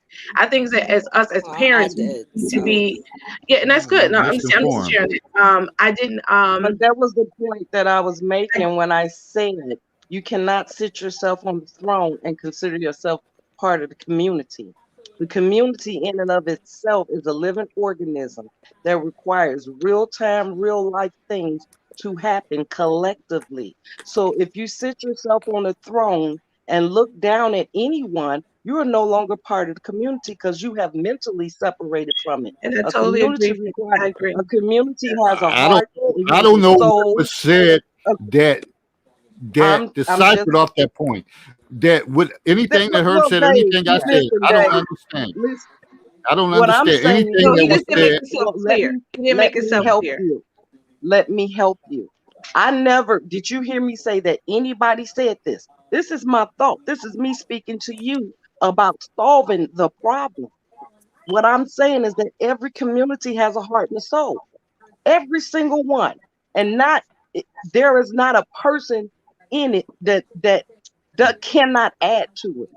So what I'm saying is you can't be separate in your mind because you feel a certain way about a certain people. You got to love the drug addict and give them just as much services and attention and support as you do the man in the community or the woman in the community who's making $2 million a year. It's still a community. It still has a heart. It still has a soul, and they're all tied together. So the solution is start at the community. You cannot separate yourself from it and consider yourself to be a part of it. The prison guards the prison guards guard the prisoners, and they don't consider themselves part of the prison. But guess what? They have the same institutionalized mindset of some of the prisoners. So it all goes hand in hand. That's what I was trying to say. I think that's totally what agree we've been with that. saying all along. I think that's what we've been saying all along. Dr. Anwar, what's good, brother? I don't know, man. I'm just trying to figure out what's going on here. I left, I came back, started shouting, and what's going on? A statement was made that was a little bit to the left, and What was the statement? he called somebody a monkey ass. When I saw the comment that the list that I mentioned was comical, I called it out. And I said for the individual to bring their monkey ass on the panel. That's when people got offended. Never mind the thousands of people that die each year in our communities via gunshots because of poorly educated people. I said at the top of this program that education starts at home long before they get to preschool, kindergarten, or first grade. I recounted my own parts of my own childhood. I've had family members spend years incarcerated because they're poorly educated. So when I talk about these things and when I mention the list, it's not to throw darts at people. And if you're taking those darts personal, then I can't help you. That is not what we're saying. Wait a minute. Make it clear. Dr. Anwar said something that the rest of the panel, besides myself, him, and David, don't think about, is that this is a YouTube stream. That means that anybody in the world that has a YouTube account can listen to this. This is why I assembled the list in the way I do, because like Scorpio, I'm sorry, I get your names mixed up. Like she said, that everybody's not going to have the same thought process, and we want to examine why. I said why. But people are not. Why does everybody think differently about those terms? People being raised, people, different backgrounds. And the bottom line is, I'm totally with what Scorpio T said, is that we have to stop judging each other so much. We have to let that go. Like when we see ourselves, like we find ourselves in a higher state than someone else. Anything at any given time and moment in life, the opportunity can present itself where it's now leveled, or you begin to start falling short. And so that's true. We have to start looking at people in a different light. And that's why I said, and I always try to share about, when you really have a genuine love for people, you're not looking at the judge. You're not trying to judge. You're trying to see how you could just be a decent human being to people. And not bringing all the judgment. But just to be clear, you were not clear on what you were discussing for you to say. After you had said those things, you did not say that you were discussing people being shot and killed. So for someone so that's the part where you were missing. You weren't clear and you did not give the details. He's not missing. He's intentionally leaving that part out. You did not say that. Hold on. Wait a minute. Laugh at anybody dying. And that is the point, is what you did. You referenced her saying she was laughing at people dying, and you never said anything about that until after she shared that statement. And remember, it is a lag with StreamYard to Facebook. So it may have been lagged on what you were discussing. So I think you just jumped the gun on that one, and you was a little too disrespectful. That's all I'm saying. And that doesn't help us police ourselves. That's all I'm trying to say. I read what she posted. She wasn't on the panel at that moment. When I asked the question, I specifically asked why, because I understand we all have our own perceptions of certain things. I never leave that out. But she came on, but you called her a monkey A before she can have had the opportunity because of the response that it's comical. So you weren't correct. So it was inappropriate. To reiterate what I said, LOL, this is comical. Why is this comical? Because you specifically said I want everybody to think about these terms and tell me in the comments what is the first thing that comes to your mind when you hear these terms. That is what you said. You didn't say anything about dying. First of all, I'm not the type of person who would laugh at somebody's dying. I've had a cousin who was murdered out in the streets. I've had relatives who went to jail and served years in jail. That's not some shit that you laugh about. So for you to sit up here and think that I would laugh about something like that, that tells me a lot about you. About you. Let me ask the question then. Let me finish this. So when I said it was comical and you asked me why I said it was comical, I came up here and I told you why I thought it was comical. What exactly do those terms have to do with the topic at hand of policing the community? Because 9 times out of 10, most of those things that you listed, they mean something totally different to another person. How is that going to unite us? You know what? Davis explained it. Davis explained it. I explained it. I can't do any better job. But Anwar, that's what got the conversation off the rails. Hold on. I think that. Go ahead, Anwar. Talking about policing the community. I'm still waiting for you to come up with a solution as to how, because I clearly asked you about some of the things that I know of as far as policing the community. Some of the things that could be enacted. I'm still waiting for a response on that. Well, can I ask a question? Go ahead, Go ahead, Dr. Anwar. First of all, what's your name? Reality. I think that's cool the way it's like your mom who's always looking over your shoulder. Y'all sharing the screen. Like, that's cool to see every week. What was on the list? With that's got this thing up in flames. What was on the list? He asked what comes. Hold on. Allow me to read the list. He asked what comes to mind when you think of a single mother, a deadbeat dad, and a prisoner. What comes to mind when you think of police? Doesn't that make up the community? Doesn't that make up the community? Hey, I'm trying to figure out where did all the where's it does make up the community, but that's not what he said at the end. But that's not what he said. People being killed, and that's the funny part. I want him to reiterate what he said. What was his Because I've already told you what I heard come out of his mouth, and I responded to what I heard. So how am I laughing at something that's so serious when he didn't even phrase it in a way to say that, hey, these are people that are dying out here in the streets. How do you feel about this? Because that would have been a more direct question than what he asked. Yes. Well, hold on. Herb is a clever guy. I'm sure there's a reason why he did it the way he did it. But no, there is not, because Herb ain't that sorry. I know you want to be a stranger today. You got the ball on that one. You need to just acknowledge it. Whoa.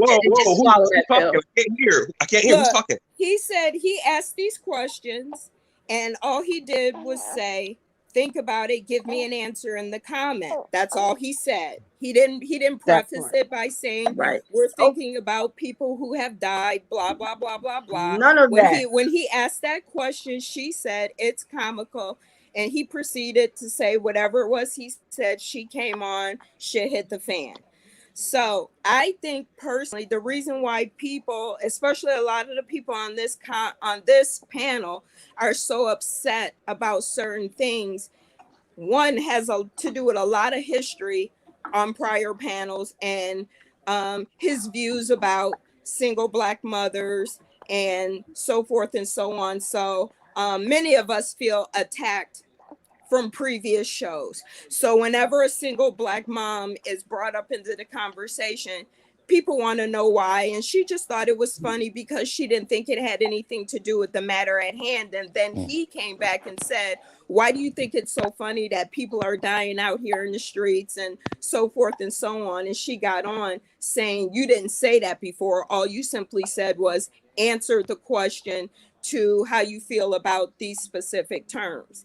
Now, I think that when it comes to him specifically, he has made it quite clear about the things that he has attempted to do or is doing in the community.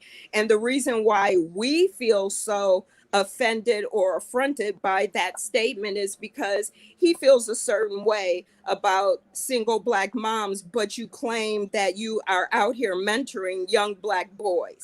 And so people have feelings about that, good, bad, or otherwise. And so it always seems to elicit some sort of bad conversation when he gets to talking about being positive in the community, and we can't figure out how you're being a positive influence in the community when you don't even like the parents of most of these young boys.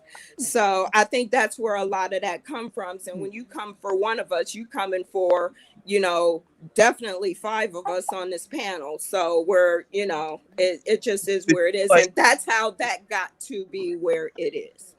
Did you feel like Herb came for somebody tonight? Yeah, absolutely. Oh, Jesus. Well, We it was a always feel like personal. he It was does. a He does personal it almost insult. every So single yes. show, minus a few. He always has something negative to say about really women in general, but specifically about Black women. Absolutely, yes. So, you know, And so that's to why respond there's and always a correct. problem and so much dissension on the panel, because he may not be speaking directly to me and my situation, but I am a single Black parent, and I personally don't appreciate some of the comments, and I have made it known, and some of the women on here are married with children, and they still don't appreciate, you know, those particular comments. So I think that's where a lot of this dissension lies, because he speaks about things that he really shouldn't be speaking about, and it's usually never a good thing. And you know, let me say this. When he brought up the exercise about words and what's your thought, it's called word association. Usually you don't tell nobody what the outcome is or whatever the case is. You throw out the words, whatever, and you see what people think about their first thoughts about those words. It is nothing meant like a long-term thing, like, okay, it was intended for that. You're just getting thoughts or ideas about what they think about those potential words. So Nobody has a problem with so if that. we're I just think it's the giving fact thoughts that on after these the different fact, terms he and had stuff like something that, then for him to particular come to at me and say. be like, oh, you think it's Right. funny that people are out here dying in the streets? Really? That's where we going with this, right? Well, Because I guess look, Brother T, if this is all about word association, that's one thing. But to sit up here and be like, oh, you think it's funny that people are dying in the streets and you're part of the problem? No, that's a whole nother thing. And what we not so going to do is put on that save a whole cake and jump in the middle of this. No. I'm telling you what I know about word association. So it ain't about saving a whole or whatever the case it is. I know what word association is. I play the damn game every day. You're not so why did you choose? Why did you choose the word? Why did you choose the word comical? Why did you choose the word comical? Why did you choose the word comical? Wait a minute. Wait, before you answer that question, you want us to sit here and talk about the same shit we talk about every damn week. How we feel about single mothers, how we feel about deadbeat dads, how we feel about police in the community. This is not like we haven't had these conversations before. We have. So let's be real. You already know where people are coming from when you ask these words. So just get to the point of what the conversation is about. Well, hold on. And part of word. Wait a minute, please. Part of word association is you have to be open to whatever interpretation they give you without judgment or even acknowledgement in any facial manner or anything else that it might be something that's not acceptable. So when you throw words out there because perception is relevant to the individual. So when they throw words out there, if she said it's comical, then that's the word that she associated with that. So that went from a word association exercise to a personal attack to all down the road, around the corner, and up the street. We all know what word association is. There may not be, I don't know if everybody's done it, but And the we point all of know word what it is. So we association all is to don't. find We all common don't. ground. The We point of do. word association is No, to find everybody common don't. ground Yes, they for do. us to build Okay. upon. That's what word association is. It's about finding common ground in order for us to build on. But the And I only already know, based on most of the terms he asked, we don't have common ground on that. So how are we supposed to build from this damn list that he gonna concoct it? Well, her Because he but doesn't like single mothers, he thinks that deadbeat dads are the blame, are to blame. That it's moms that are the reason. can I say something? So every time I don't always come up here, but every time I watch, I hear rants about single mothers, and I think you guys are taking that way too personally. How? How And can you? How can think you take that too personally? okay. It's put in a negative connotation. Let That's why. him. She asked him directly a question, Yeah, listen, I know, but I gave and my you wanted answer opinion. for him. This is gonna be. No, I Go didn't ahead, answer for him. Anwar. I gave my opinion. Okay.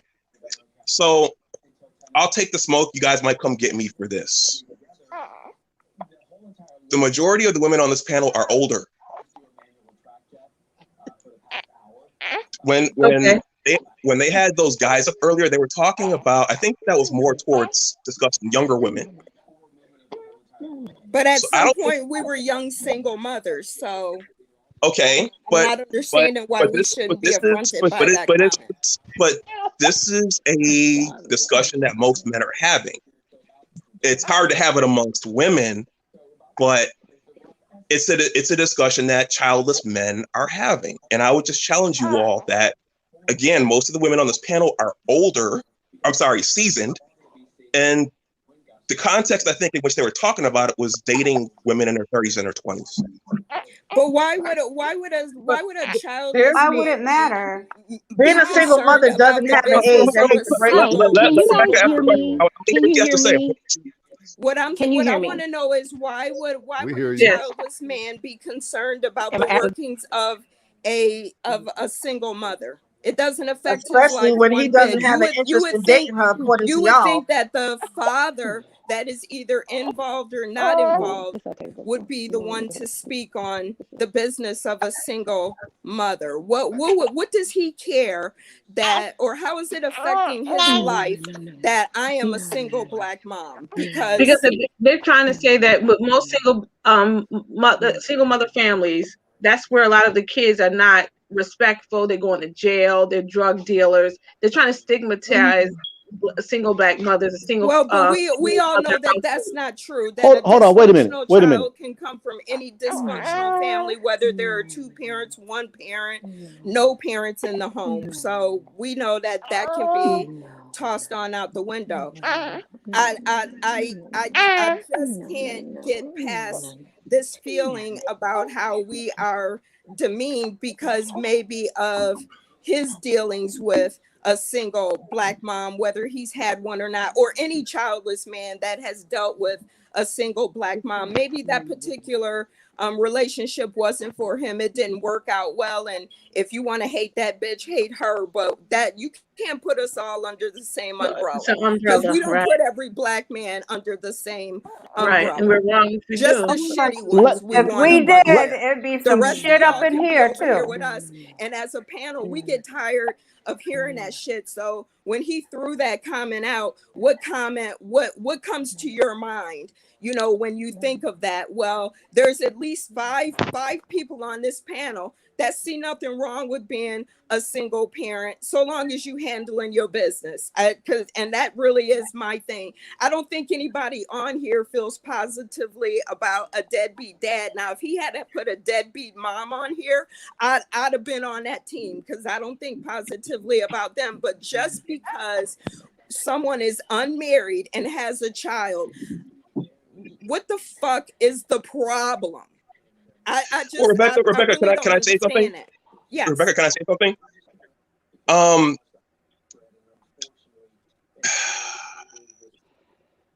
Okay. Society's arguably crumbling right now. Right? And, this doesn't help. Sorry? She said this doesn't help.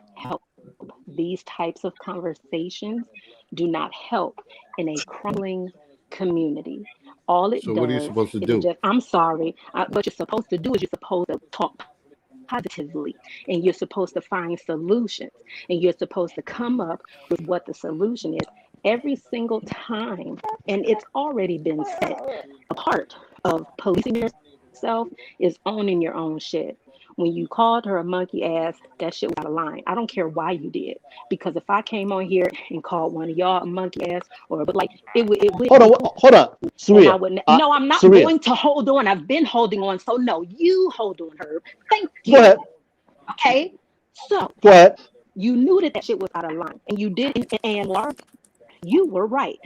We do know that there's a pattern with her. He does things purposely. We already know that. So again, that's another Captain Obvious statement. Didn't I say on Thursday when we had a conversation about fucking emojis that education started in the home? So we stated another Captain Obvious statement earlier. Again, that has nothing to do with what the original topic was supposed to be, which was about how we can police ourselves. It starts, and I say it at the end of every show, check yourself before you check other people. Number one, a person, man or woman, that doesn't have children, for me, shouldn't be speaking on what somebody should do that does have children. For me, nobody else got to fucking agree. But here's the thing. You see what I'm doing right now? Like, this is important. She's the future. At one point, we were her and we were the future, and this is what we've done with it. So now we have to figure out how to not allow the next generation coming up to have the same nasty, negative thought processes and keep perpetuating that. Because see, that is the agenda of our enemy, is to keep us divided so that they can conquer. So when you can come out of your mouth talking about single mothers, we're not gonna beat that fucking horse again. We know what the if you guys kept the same energy when you were talking about deadbeat dads that you keep when you're talking about single mothers, I personally wouldn't have a fucking thing to say. But you act as though when you're speaking, when we're speaking, and you don't keep the same energy. Period. Who? I don't keep the same. None of Hold you. on, hold on, David. Let her finish. Let her finish. None of you keep it. So, hold on, David. Hold on. I know David, it's hold all right. on. We've complained about Hold on, it David. several times. You don't. Listen, when that comment came out, because like it was stated, word association, you are not supposed to be personally attached to what somebody else's interpretation of a word is. You got personally attached to whatever it is that Brolic T said, and you came out your mouth the wrong way. It was disrespectful. She felt disrespected. And if you care about how you make other people feel, then that should have affected you. But if you don't care about how you and what you're stating makes other people feel, then that makes the whole conversation moot. Because that means that we can all just get on here and start calling each other names. That's not a place that I want to be, personally. I'm looking for a solution. I'm looking for the solution to the problem. I'm not looking to keep sitting in the fucking problem. I'm looking for a solution. What do we do? How do we do it? First, and I got an answer. The first thing is checking your communication. Hold on, David. Let her finish, skills. David. Let her finish. If you cannot listen, then you cannot talk. Most people are only listening for their turn to talk. And that's why we have so many interruptions. And I will include myself in that. Because I can own that. Because I'm a grown ass fucking woman. I don't have to make myself look better. So this else can look lower. So this is a text message I got earlier. They said most of these women, and this is a black woman, she said, most of these women don't listen to understand. They listen to attack. And this is a black woman sent me. Can I respond? Well, here's another black woman that the black men Hold on. No. I want to address. Hold on. We all Scorpio T. I want to address what Saria said. Now, about a month or so ago, when I got off a live stream, did anybody correct Rebecca when she said I was a card-carrying member of the KKK, or she associated me with a card-carrying member of the KKK? Yes or no? No, I didn't. So why am I being held to a different standard than somebody else? You're not being held to a different No. I have a question. I have an answer. Did you tell Rebecca that you felt offended about that, or did you just going on. Because No, Royalty came because on and hold told you on, that she was Saria, offended by that Saria, shit. Saria. What? I had got off of the live stream. Nobody said anything to her about it. What were they Nobody. supposed to It say? was okay. They laughed and What were crackled they and had supposed a to say? good time with it. What were they supposed to say? Because I You were compared still you in to a those card-carrying comments. member of You the were KKK. But wait a still in minute. What were those they comments. supposed to Hold say? on, but wait a minute. That it offended you, and we were not doing a word It wouldn't have association made any difference. I didn't call him a exercise. Saria, Klansman. Saria, I didn't hear that, so I can't talk. Saria. But what I'm asking you No, I know you didn't. if you came back and said, "Hey, that shit offended me," because what I'm saying Saria, is, it Brother T didn't came though. to you and said it. So if it Well, didn't, if it didn't why do offend you you, care? what's the It problem? offended her. It My, offended my, her. So when somebody comes to you and says that, it's just like in the Navy. It's a whole lot of stuff that would get said in the military. I'm a sailor. I cuss like one. I was cussing before that. But there was a lot of things that may not have offended me, but if somebody else said that it offended them, then that had to be addressed because they were offended. You're bringing up a topic, but if you weren't offended by it, and if you didn't let it be known that you were offended by it so that it could be addressed, then in my opinion, it's not the same thing at all. She even came on here. You called her out. She came on to let you know that she was offended. Education starts at home. She came on here to let you know. And the only thing you did, you didn't say, I didn't mean to offend you. You didn't Let say me anything. put this You out went there. into why what you said was okay. No, I never said it was okay. Nope. I know. You said you didn't care. You were going to Yes, you did. You most certainly said that what you said was okay. I said if what she said was okay, then why is it a problem when I say it? Because someone Now, hold on. Let me address the second part of what Saria. Let me address the second part of what Saria said. There are so many personal attacks that I absorb on this panel that I don't even feel the need to respond because I know me. Do you think that we Wait a minute. You every Wait a single minute. week you get on Wait here. a minute. You have some sideways remark about Wait a minute. others, and then somebody says something about you. And Wait a minute. Way back. You're asking Wait a us to minute. be checked every single time you get on Wait- here. wait a minute. because You say some old raggedy shit to people, and Wait now a you think minute. because somebody associated you with the Klan that now all of a sudden Wait a somebody minute. can check me. Can't nobody motherfucking check me. And now we understand why I don't ask for anything. As Like you I said, should. I absorb. Hold on, Saria.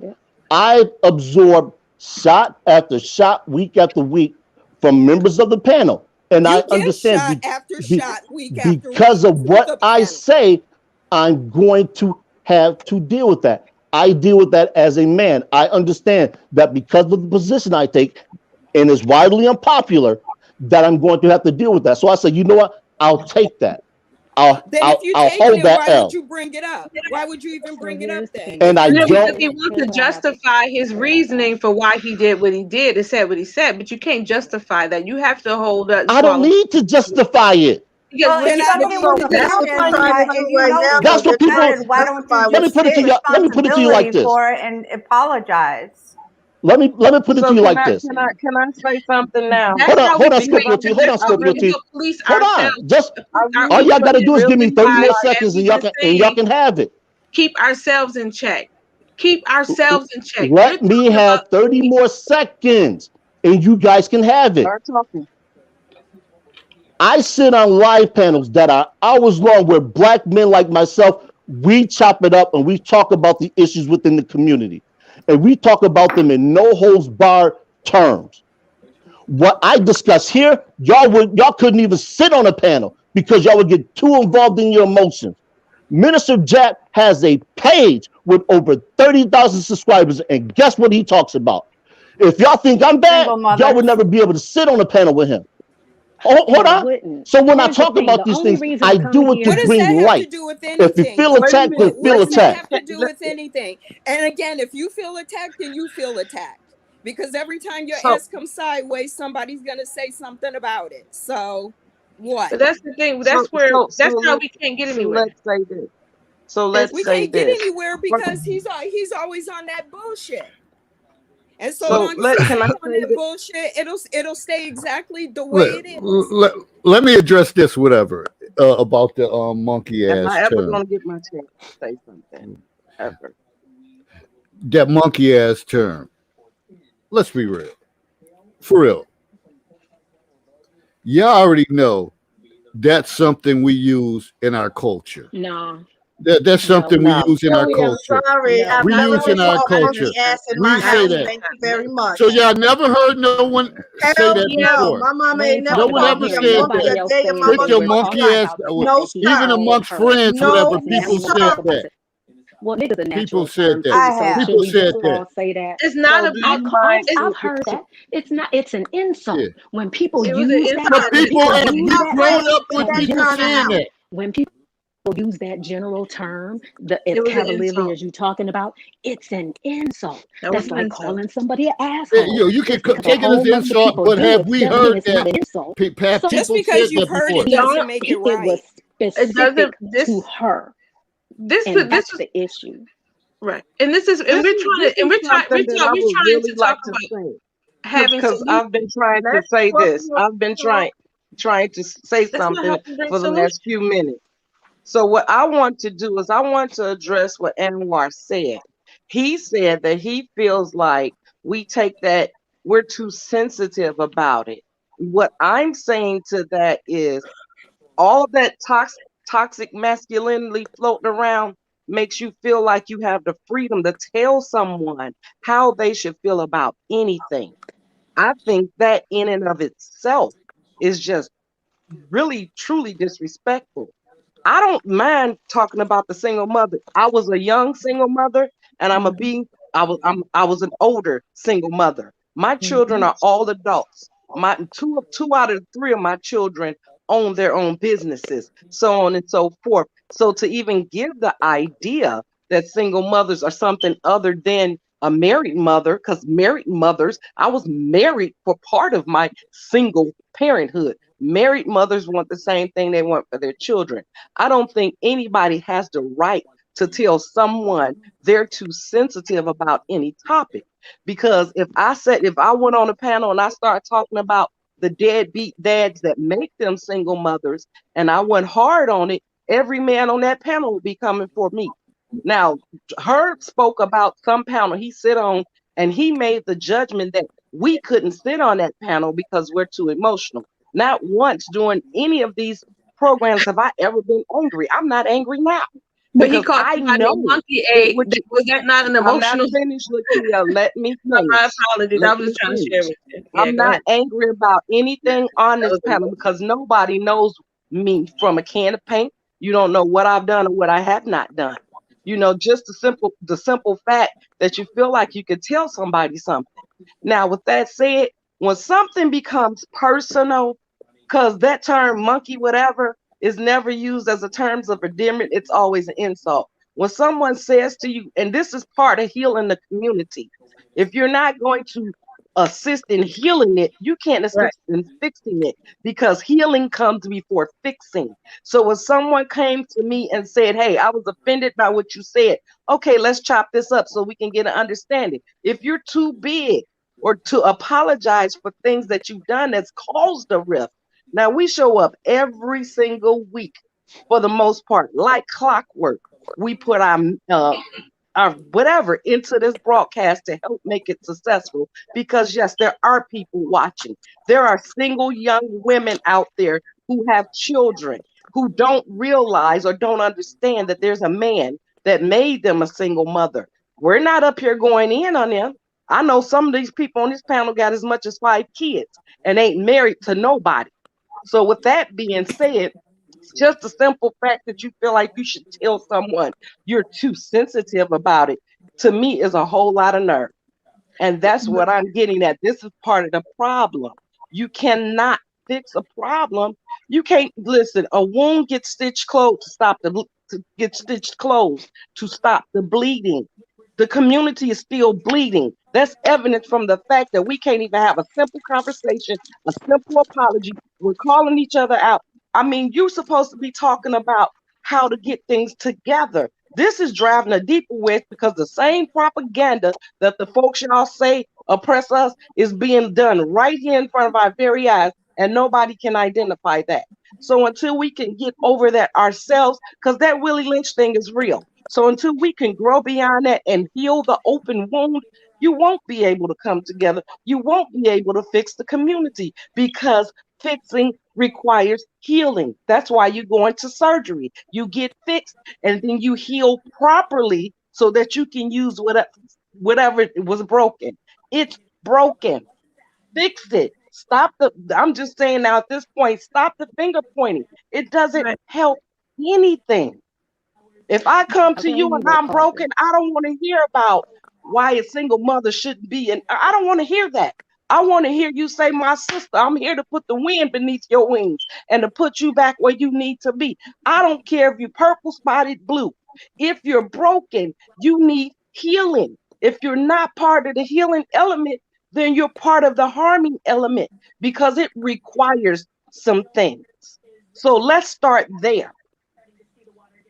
Can I respond? Well, sure. Go ahead, brother.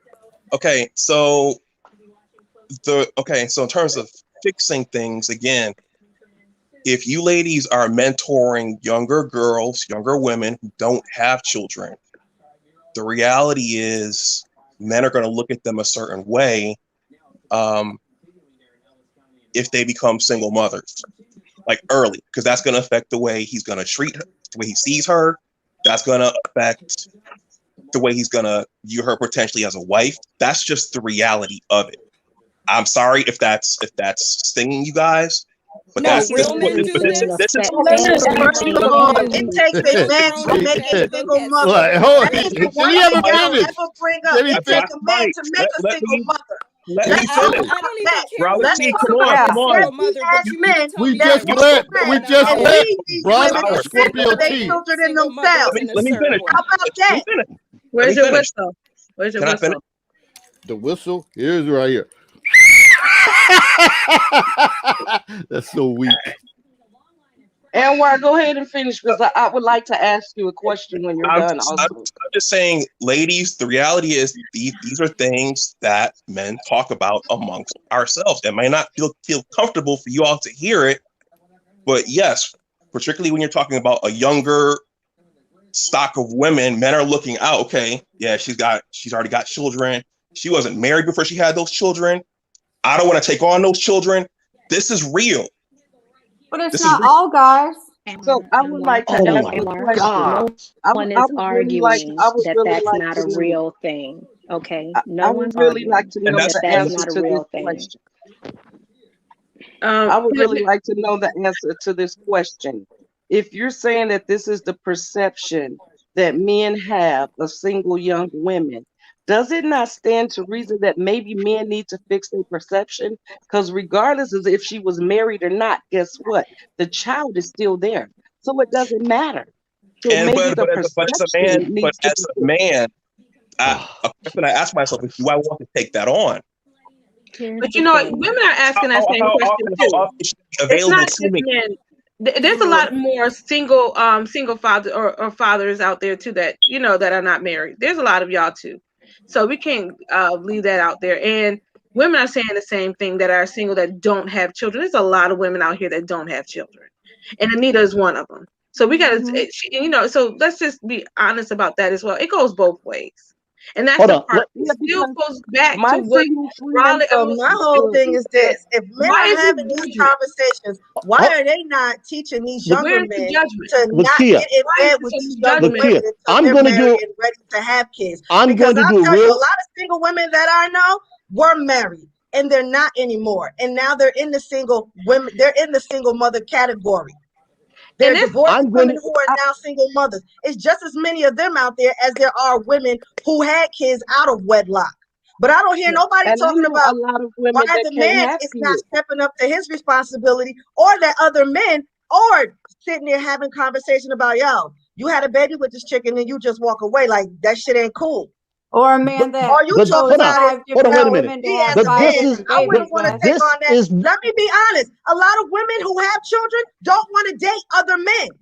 To be honest, we think about that shit all the time. Do I really want to bring this guy who is not my child's father into my home? Will he love my child? Will he treat my child with respect? Because my child is going to respect that person. But is that going to be reciprocated? 9 times out of 10, the answer is hell no. Because you got men like you on the panels like, I don't want to be bothered. I just want to lay up with the mother, but I don't really want to be bothered with the kid. And Okay, the so kids can pick up on that shit. help police in the Yeah. So community. I'll when a see y'all woman, later. so when a woman decides that she don't want to be bothered with the man, it's like, oh well, you know, she don't want to be bothered with a man because she's this, that, and the third. She's not available. No, we're just choosing not to be bothered with the fucking headache that comes with dating a man who's not the father of our children. Every man is not built to be that person in the life of a child that is not his. That takes a special kind of man. And let me tell you, those men, y'all are a dying breed. A dying breed. Of no, men, yes. no. Hold on, wait a minute. Hold on. Let me ask her one question. Why are those men a dying breed? They're not. Well, she just said they were. But they're not. So this is. I know she said. I want to Let ask the you men on a question. the men on the panel tell it they are a dying breed because all they talk about is, well, men are sitting around having these conversations and we don't want to date a woman. I want to ask a question. So I'm directing this to the men on the panel. I have many friends that, and I'm talking female, that have no children. The way that they relate to the world and men is, believe it or not, those men with children want them to step in and be a stepmother to their child. Yep. And I'm trying to figure out, do you all think that's do you all think that that's one, acceptable? And number two, do you think that it changes the perception of women with no children about men with children? I know one in particular married a man that had children. The marriage didn't last. So there are plenty of women like Anita. They may not sit on this panel, but there are plenty of women, some of which I grew up with, some of which I know through business associations, some of which I've worked with, some of which I've met during my professional life. So there are many women, probably more women than men, and that could be, whatever, that don't have children. So why do you think that this woman that don't have children should incorporate herself into your life when you have children? Like, no woman wants baby mama drama, but I want to know what y'all think about that. All right, let me answer that question in two ways. Let's take the men that are on this panel right now. Out of the 3 men on this panel, 2 of us don't have children. David's fine with his situation. Wait a minute, who is the 2 that don't have kids? Anwar and myself. And why when you don't use? Hold on, wait a minute. Hold on. He don't got children. Gosh! I'm telling you, the man doesn't. This is half the problem when we say something. We're questioning tooth and nail on it. Why isn't someone it's ridiculous. doing the talking? Like every time we say something, it's a blatant lie. Why now, I'm gonna go back because I'm almost positive he said he had a whole issue with a baby mama before. Oh my God! Are you kidding me? I don't care if Anwar has children. We know that David has children. And I'm asking, why isn't a man with children answering that question? Why are you no, but that, Saria, men that don't have kids? Saria, that's where I was going to go with it. I said, David is fine with this situation. So when we talk about anecdotal information, it doesn't work. It does work because you're talking to the same people about things. Do you have a person sitting on this panel that has no children? Anita has no children whatsoever, and you still give the same energy to things. You know, I have one question though. One of us that don't have children. She's I don't know, but wait a minute. If you got something to say, make it clear. I don't want to hear that begging and stuff. If you have something to say to me directly, please make it clear so I can respond to you properly. That's all I'm saying. I just said I like the way you guys keep roping Anita in. No, we're not roping her in. And No, this is they're They not don't see that, roping Anwar. her They don't see it in. at all. He's the They don't. one who And doesn't have kids. you're And right. Anita ain't got no He's the children. one that Right. Anita's a single woman. He just Anita, said that about you. He just when said, you he have just said children. there's two people, So there's two men on here that don't have children. Yeah, he just roped y'all he both just in here. roped you in. So come on, There's that's one the No, point. on here that I don't have answered the children. question. You're You hypocritical. didn't answer the You always want to question. say be She, okay to she said the compare. men Listen, on Herb, that the wasn't a true answer. I panel. was watching the day all Elwar the said time. he's having tired It's of problems it. with his always baby mama. hypocritical. I was Herb is watching. always I don't think emotional. that was a true Herb has statement. walked off the That's all show. I'm saying. Herb has cut up here to whoa, who's disrespected talking? the woman that didn't even. I mean, he's her emotional all the time. So to try to say, "Oh, us women wouldn't be able to survive on it," you emotional all the time, dude. So let it go. Yeah, it's just too In much that order. judgment and Hey, ladies, hypocritical, hold on. double standard, double tongue things that be going on with men at times, and that's the sad thing. And that's just the guy. Thank you, I don't care DJ. what you're trying to say. That's just the truth. That's from my observation. But the one thing I do want to say is this: what about? I want to know with you as single Herb men, is in the comments talking where all what this is stuff. wrong? In the You want to comments, mentor. You want to like mentor he down there men, like young men. and So then why you wouldn't you take the opportunity to mentor a single mother's young man if you know if you met this woman and she's saying that he a deadbeat, their father's a deadbeat, or he's in jail, and you know he doesn't have a father present, but you know you see she's on her grind, she handling her business, she's taking care of her son or her daughter, and why wouldn't you want to then take the opportunity to be a mentor to their life if you want to be mentors in people's life, in young men or women's life, period, anyway. So that's to me that's hypocritical and double Lakia, tongue, because you have the Lakia, opportunity to do that with a woman and you choose not to because I don't want to deal with the drama. You have Lakia. to assess it, because guess what? You can still have drama. I'm done. I'm not done yet. Please don't do that. The thing is, you're still going to have drama, even if you have a single woman and y'all have kids. There's people that are divorcing that have children and they're arguing with each other and divorcing because of the kids, their own kids. So that's just nonsense. The whole thing is about, as we've been talking about, as we talked about last week with the emojis, it's about maturity. It's about growing up.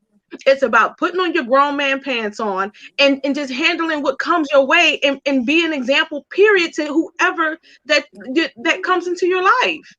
All these barriers and all these things that you guys want to put these stipulations on is because you're trying to put these walls and barriers, protect yourself. But guess what? It's still going to happen because you can't. You can't. I don't care what you do. My question, Lakia, here's what I Oh boy. They Oh can boy. protect themselves. They can Can I protect. Listen, share if their with you guys? protection started, if the protection started with a condom slapped on a Jimmy, we wouldn't even be having most of these conversations.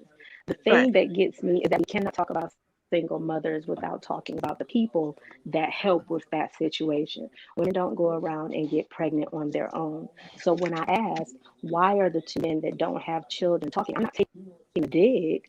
I'm simply saying there are some things that I would never dream of talking on because I don't have that experience. I don't have a dog in that fight. And so that's just me. So that is why I asked the question of why the one guy that has children isn't saying anything, but that's cool because he doesn't want to. And that's just the answer sometimes. Really? But where I'm Can I? damn, I mean, you don't want to, right? So you have Really? it because we asked that specifically. Yes, really. So let's just move on. But again, what I wanted to say to Anwar was that women and men judge each other on so many things. So that's just a drop in the bucket of whether a woman has children, because women judge men on that too. Because most of the time, just like a man can say, well, a woman has multiple baby daddies, please understand, let's not act like we don't know that it's a lot of dudes out here sticking and moving and contributing to that very statistic that y'all like to tout out there. But you never talk about the dudes. Like I said, if you all have the same energy with the deadbeat dads that you keep with the single mothers, I wouldn't have a fucking thing to say, because we have to acknowledge that both species exist. We know that it's some bullshit moms out there. I know some personally. I know some bullshit dads out there. I bash everybody. If I see you doing fucked up, I'm bashing you. I don't care if you're a man, I don't care if you're a woman. Period. But that's just me. So when we're sitting on a panel that is completely complete every topic, and we've said it a million times. Every topic has women on the defensive, and that's cool because I can take like her. Why I can are take they on the that smoke. defensive? Why are they on the defensive? Because Because it's a don't get on the negative defensive. connotation every time. They're on So the we defensive. talk The second about. And let me answer this. Let me answer this as We the talked host. about As the single host, let me fathers answer this as the in a host. negative What do we have connotation. in children? Maybe y'all And me would be speaking on offended my too. children, me speaking on my children have to do with any of this. Nothing. We don't got to talk How about about that. Because any woman I We're talk talking- to, any we're woman I talking talk about to your will never mentality. have to have Dude. anything to do with my children, as far as Dude, taking care we're of them or simply whatever. talking Dude, about you know the my name. You know my mentality. name. And I don't said address you dude as anyway. broad. Yes, you do. You address me as mofo and anything else that you want, and I You don't get just mad. sorry, So it's about all right, mentality. whatever. You have the Yeah. mentality of a father, right? That's what we're talking about. We don't want to hear about your children. I don't talk to y'all about my children unless I'm giving a personal experience. We're talking about the mentality of a father. There is a different mentality for a person, or it's supposed to be for a guy that has children that he's responsible for, somebody that he has to care about other than himself. There's a difference in opinion that you would have on a subject than there would a person that doesn't have any kids. That perception is different, or it's supposed to be. That's what we're looking for. But if you don't want to give that, then that's fine, because it's your show. That's fine. But we're looking for the perception. We're looking for the mentality of a father that can step in and say, well, wait a minute. As a father, this is not something that I subscribe to. Or as a father, I went and made sure that my kids were okay as a father. So that's what we're looking for. If we're not going to get it, we're just not going to get it. But we're not asking you to put your kids' social securities and shit on the line. We're not asking for any of that. We're asking for a difference. No, I'm not, because you're the one who was like, what does my kids have to do with it? Nothing. None of our kids have anything to do with it, but it's the mentality that we're looking for. Anita thinks at the end a of the very day, different he's talking way about than education we start do. at home. But what are you educating what did you educate your kids for? Did you sit down and have these conversations about how not to become a father too early, how not to Did you become tell a your mother too son to early? wrap it up? That is Did you really tell what your we daughter that's not all to we wrap really it up? want to know. Did you tell Like, what did you do as a exactly. father That of with us. children? What did you educate your kids with at home? Because all the mothers up here on the question, all the mothers up here on the panel have already spoken 1,000 times about what we have done with our children at home. What we have done, what we have taught our children at home. Hell, I talk about the shit that I teach my students every day, and I'm not their mama, but at the end of the day, I still treat them as I do my own children. These are the things that you need to know to survive in this world. If you're going to navigate these systems, go ahead, Anwar. This is what you need to be able to do. Hey, this is your show. Can I make 2 more points before I drop down? Because I got to go to bed. Always. But before you drop out, can you please answer my question? I asked that question about the mentality of men and how they think single women with no children perceive them. Nobody asked that question. Answer that question. Okay, so say it again. How women perceive men with. So I was responding to what you said about the reality being that men look at women with children differently, young women and all of that.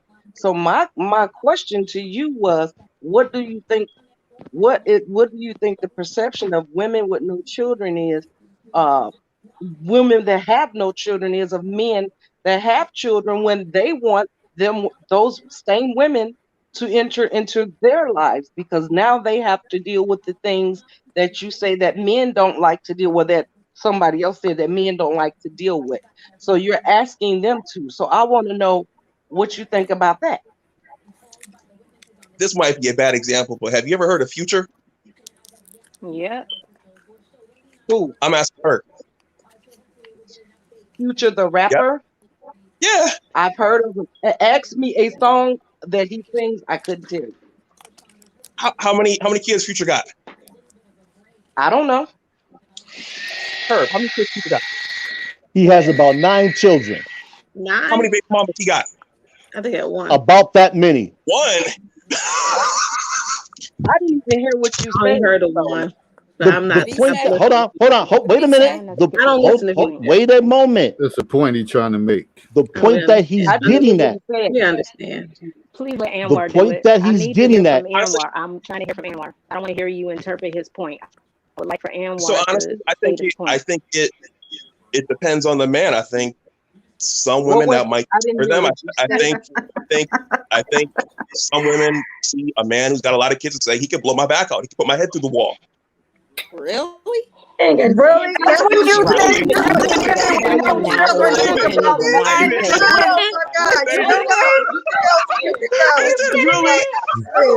You were dismissed because that is the dumbest I've heard in a long time.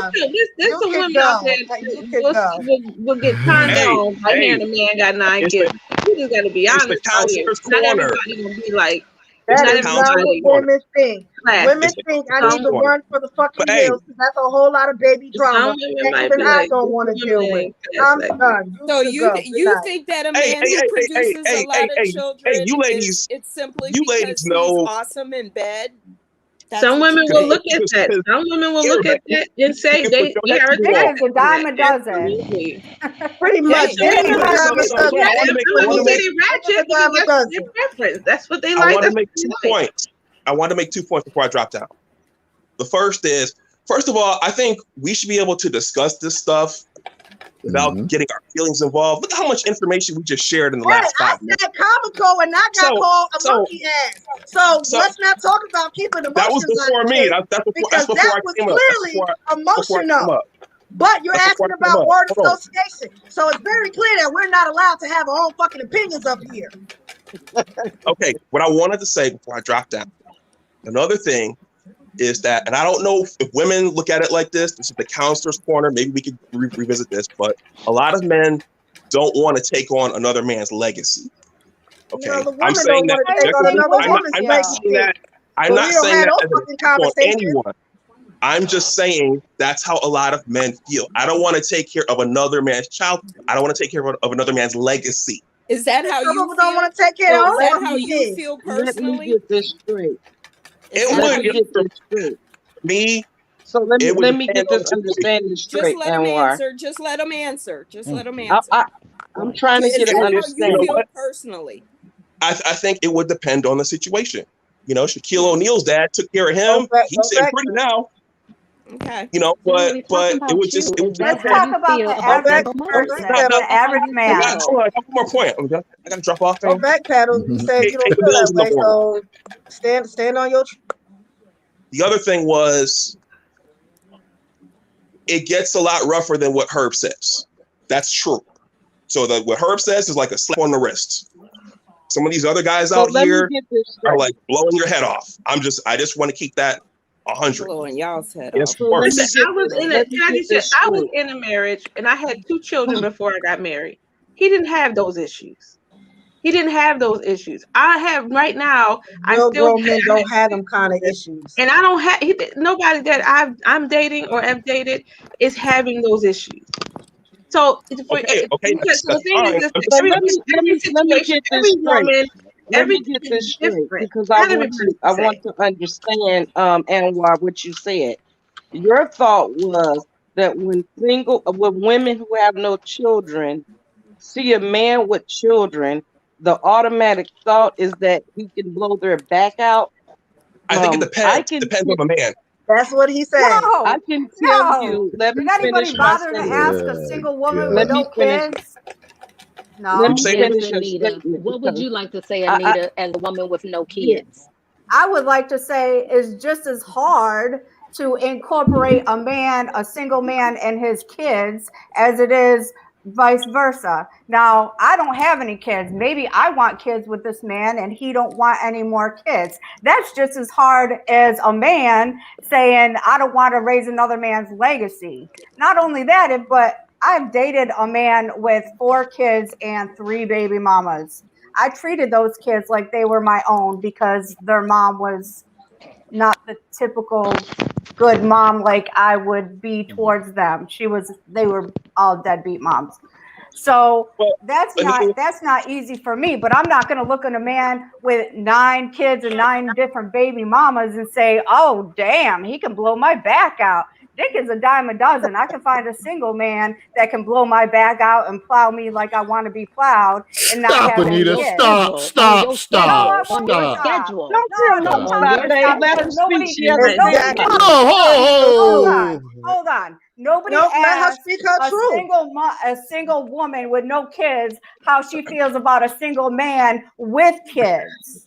It's always a negative connotation that a single mother with kids is not worthy. shit, Yeah. is not worthy. Correct. But Now, when what if we a look at a woman? man with kids, the first thing we think about is his penis. I'm just shocked that is so incorrect. That's what you think that men believe. That's all we think about. But if that's what you really believe in, that's your opinion. That's your opinion. Absolutely. But I'm here to tell you that is not true, because we can find a single man with no children that can blow our back out, baby. Yeah, but Like, somebody wow. Somebody's looking at his money.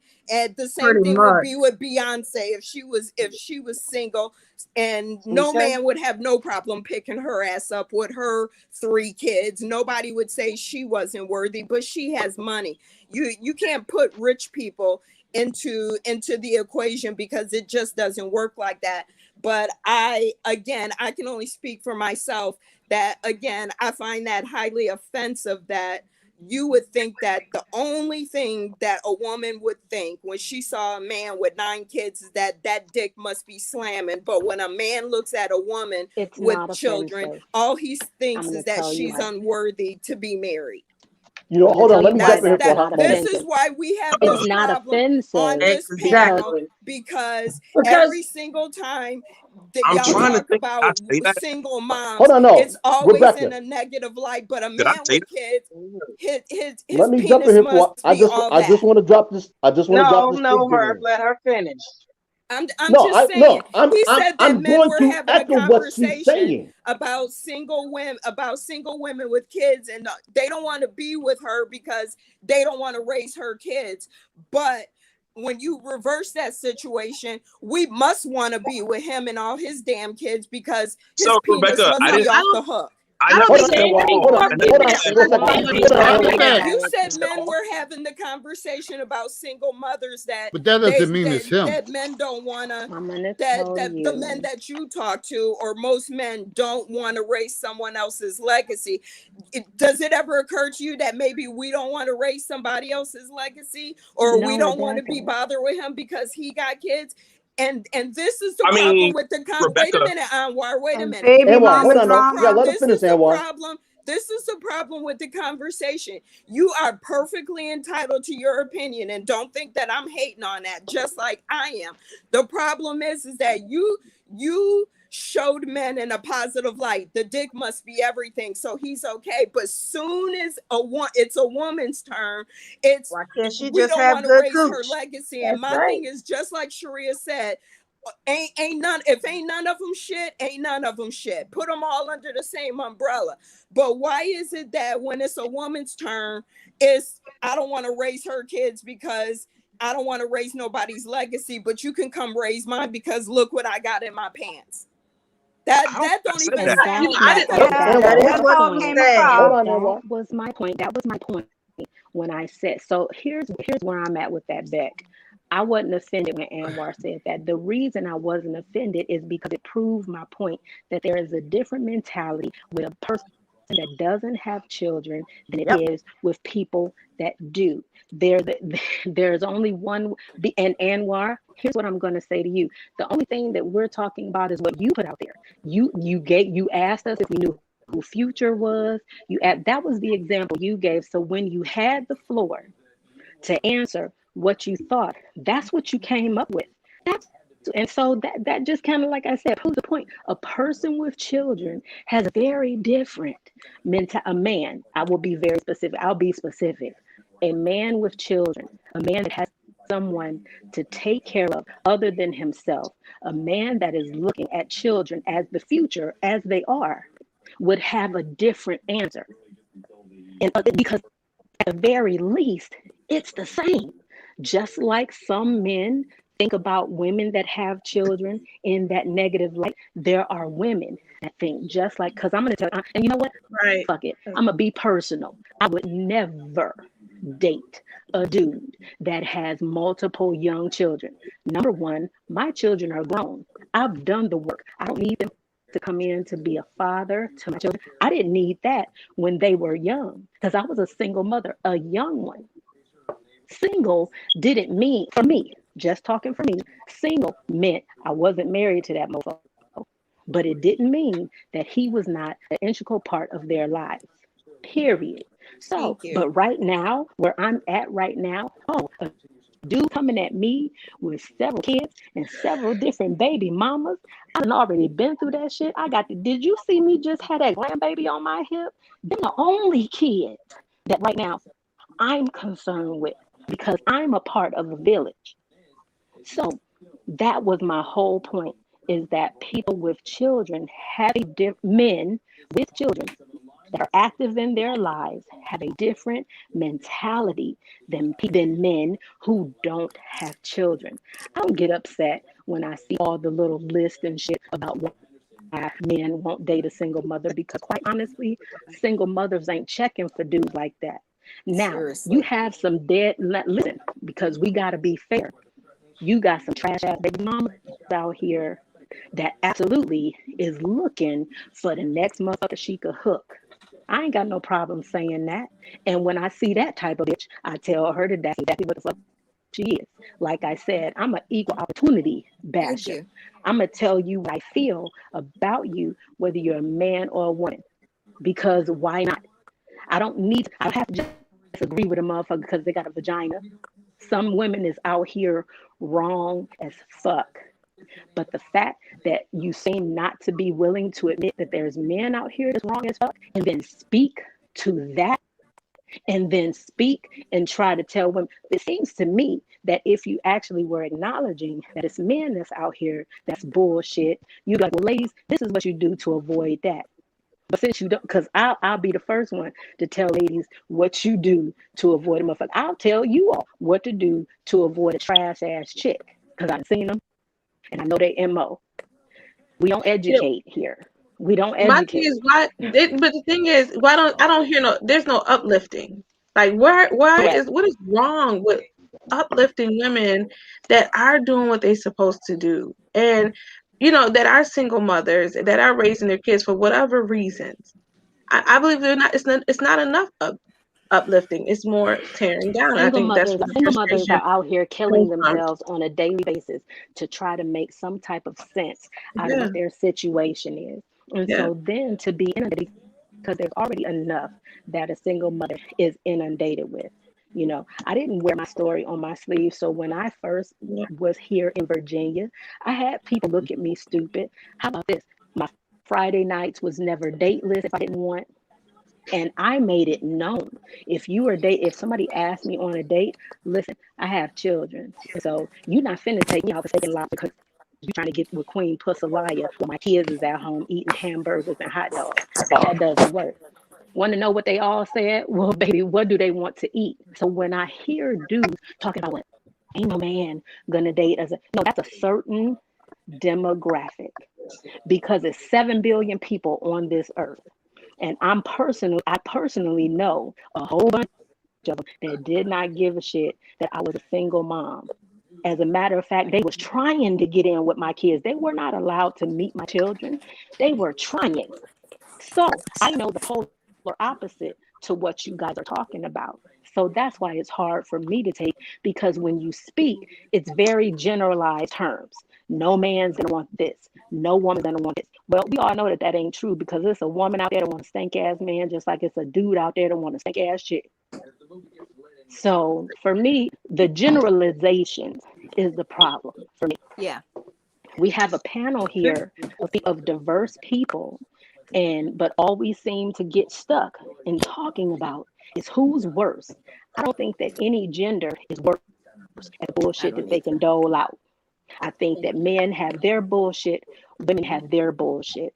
And so what I thought this was going to be, was a way to navigate that bullshit. But if all we want to do is just well, no, that's just like sharing tragedies. People want to share tragedies. My tragedy was worse than yours, and so like all of that gets ridiculous because it just keeps us in a circle. No solutions been offered. To be honest,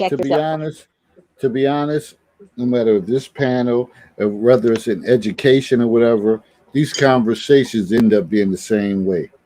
It end up being the same way. Certain platforms, you have more opportunities to voice what you want to voice.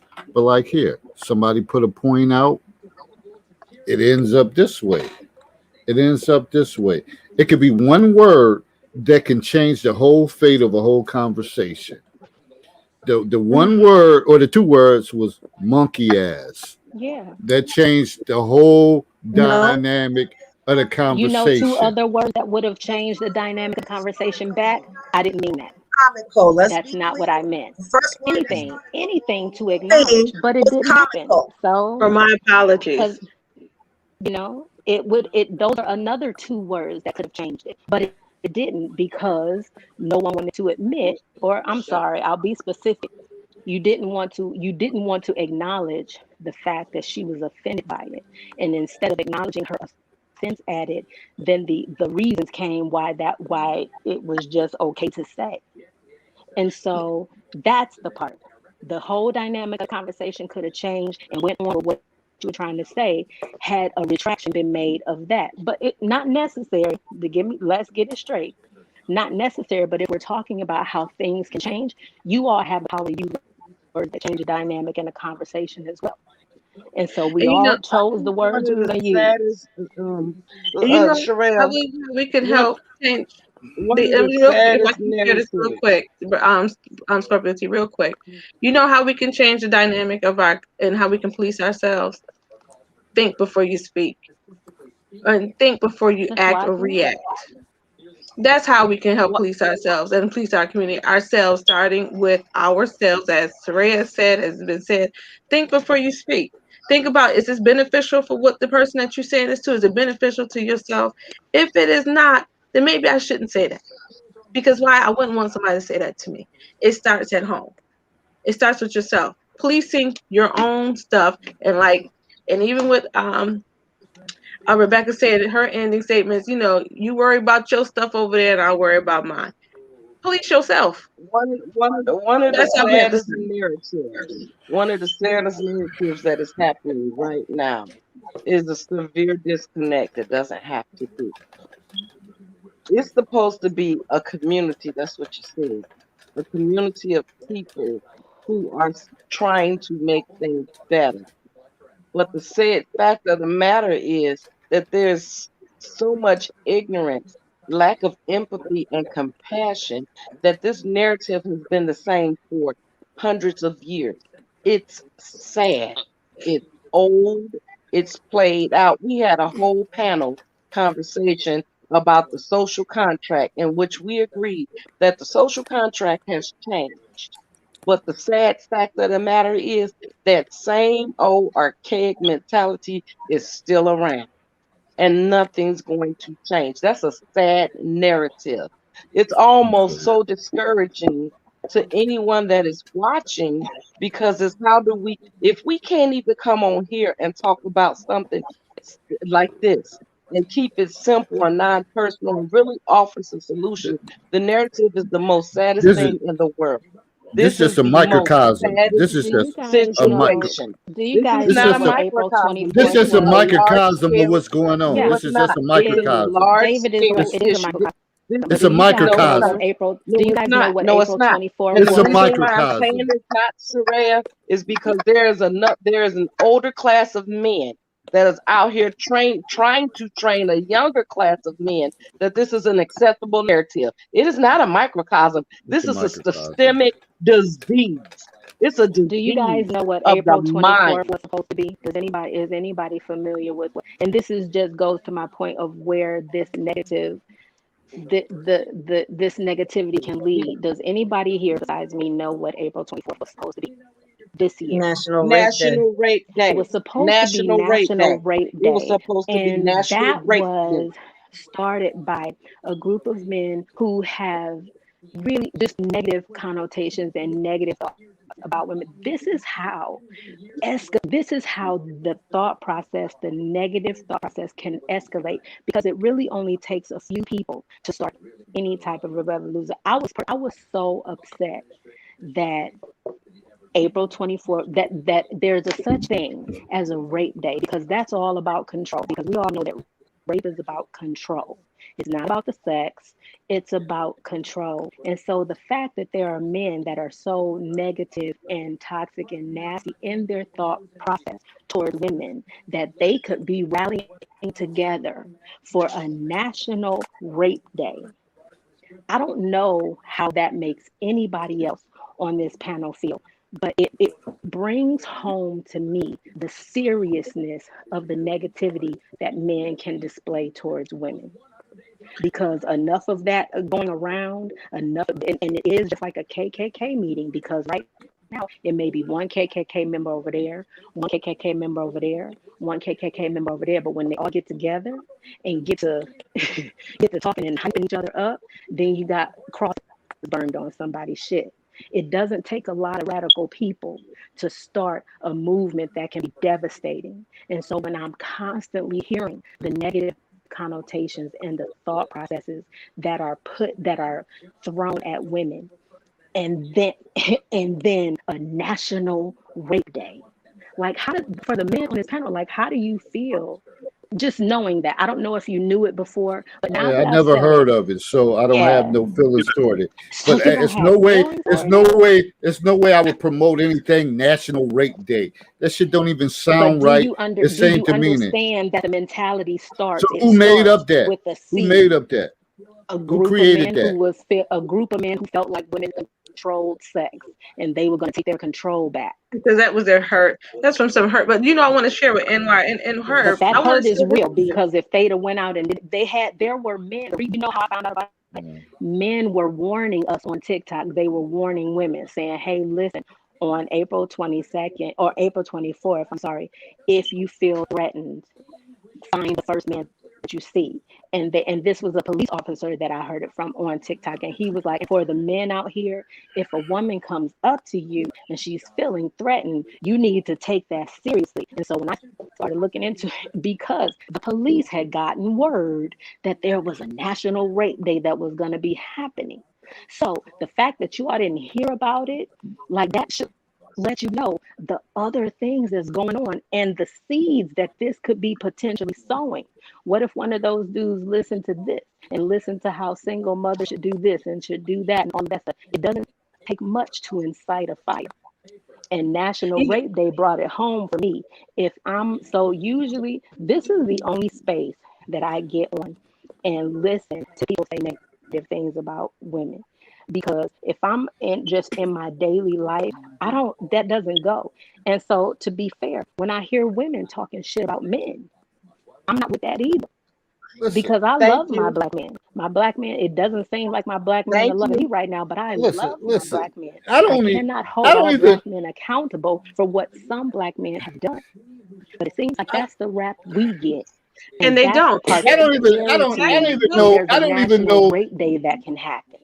I don't even know what a deliverance of this became. Like, it was like this conversation was pointed toward single women. It was a multiple of different things that was brought up at the beginning of the show, as far as education, experiences, culture, and different things like that. So for it to turn it and make it seem like it was a finger pointing thing toward single black women, I can't subscribe to that, because that was not the conversation at the beginning. That was not the conversation, and I'm very alert to what is said. When do you That's feel what like I it took do. the turn? But I want to share this. Dave? Yeah, but I want to share this with Anwar and Herb, and I want this from my reading of the word from the Bible, reading the Bible, and you guys talking about a man doesn't want to take on another man's legacy. That's not biblically sound. Just so you know that. Lakia, hold on, wait a minute. Let me finish. Lakia, in the word, I'm going to finish, please. It says in the word, if a husband dies, and there's a woman, excuse me, what are you saying? You're forcing religion upon somebody who may not be religious. Just bear that in mind. Anything. I'm enlightening you on some things, sir. Just so I don't care about what's in the Bible. I'm trying to be gentle with you. I'm about to. You can't be. What do you mean you're being gentle with me? What? I'm trying to tell you, take that Bible shit and shove it. Now he want to be gentle. Oh, you didn't go a little too far, sir. Be gentle? Because I tried to be polite when I said it. You can't. You can't defend me.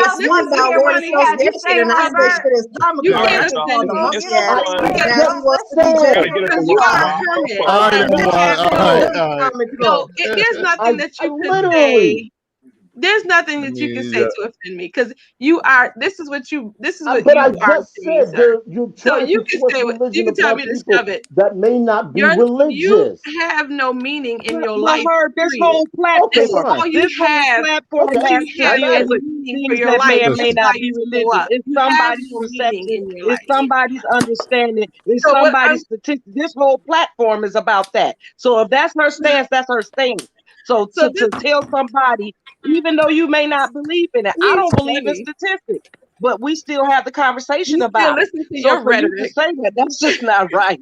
It's all good because he can't offend me with nothing he say because everything he say as it's not about offending you, Lakia. It's about the mutual respect. The fact of the matter is, you listen, the fact of the matter is, you listen, you take in what he say. But when whatever you speak about, or whoever it is on this panel, speak about something, nobody wants to take that in. You have to have an open mind in order for growth to occur, because growth and understanding occurs in the gray area. He has a blockage in his brain. He has a block of hurt and pain and suffering, and he cannot grow because he's holding on to the stuff that he's been hurt by in his past, and he can never grow. He will never grow if he keeps that mentality up. But the thing is this, as I was saying, it's not biblically sound, and Anwar is probably still hearing and listening. Anwar is out. The thing is, in the Bible, they said if a man was to die, who would marry the wife? The brother would marry to keep the legacy going, so that the children can have the husband's name.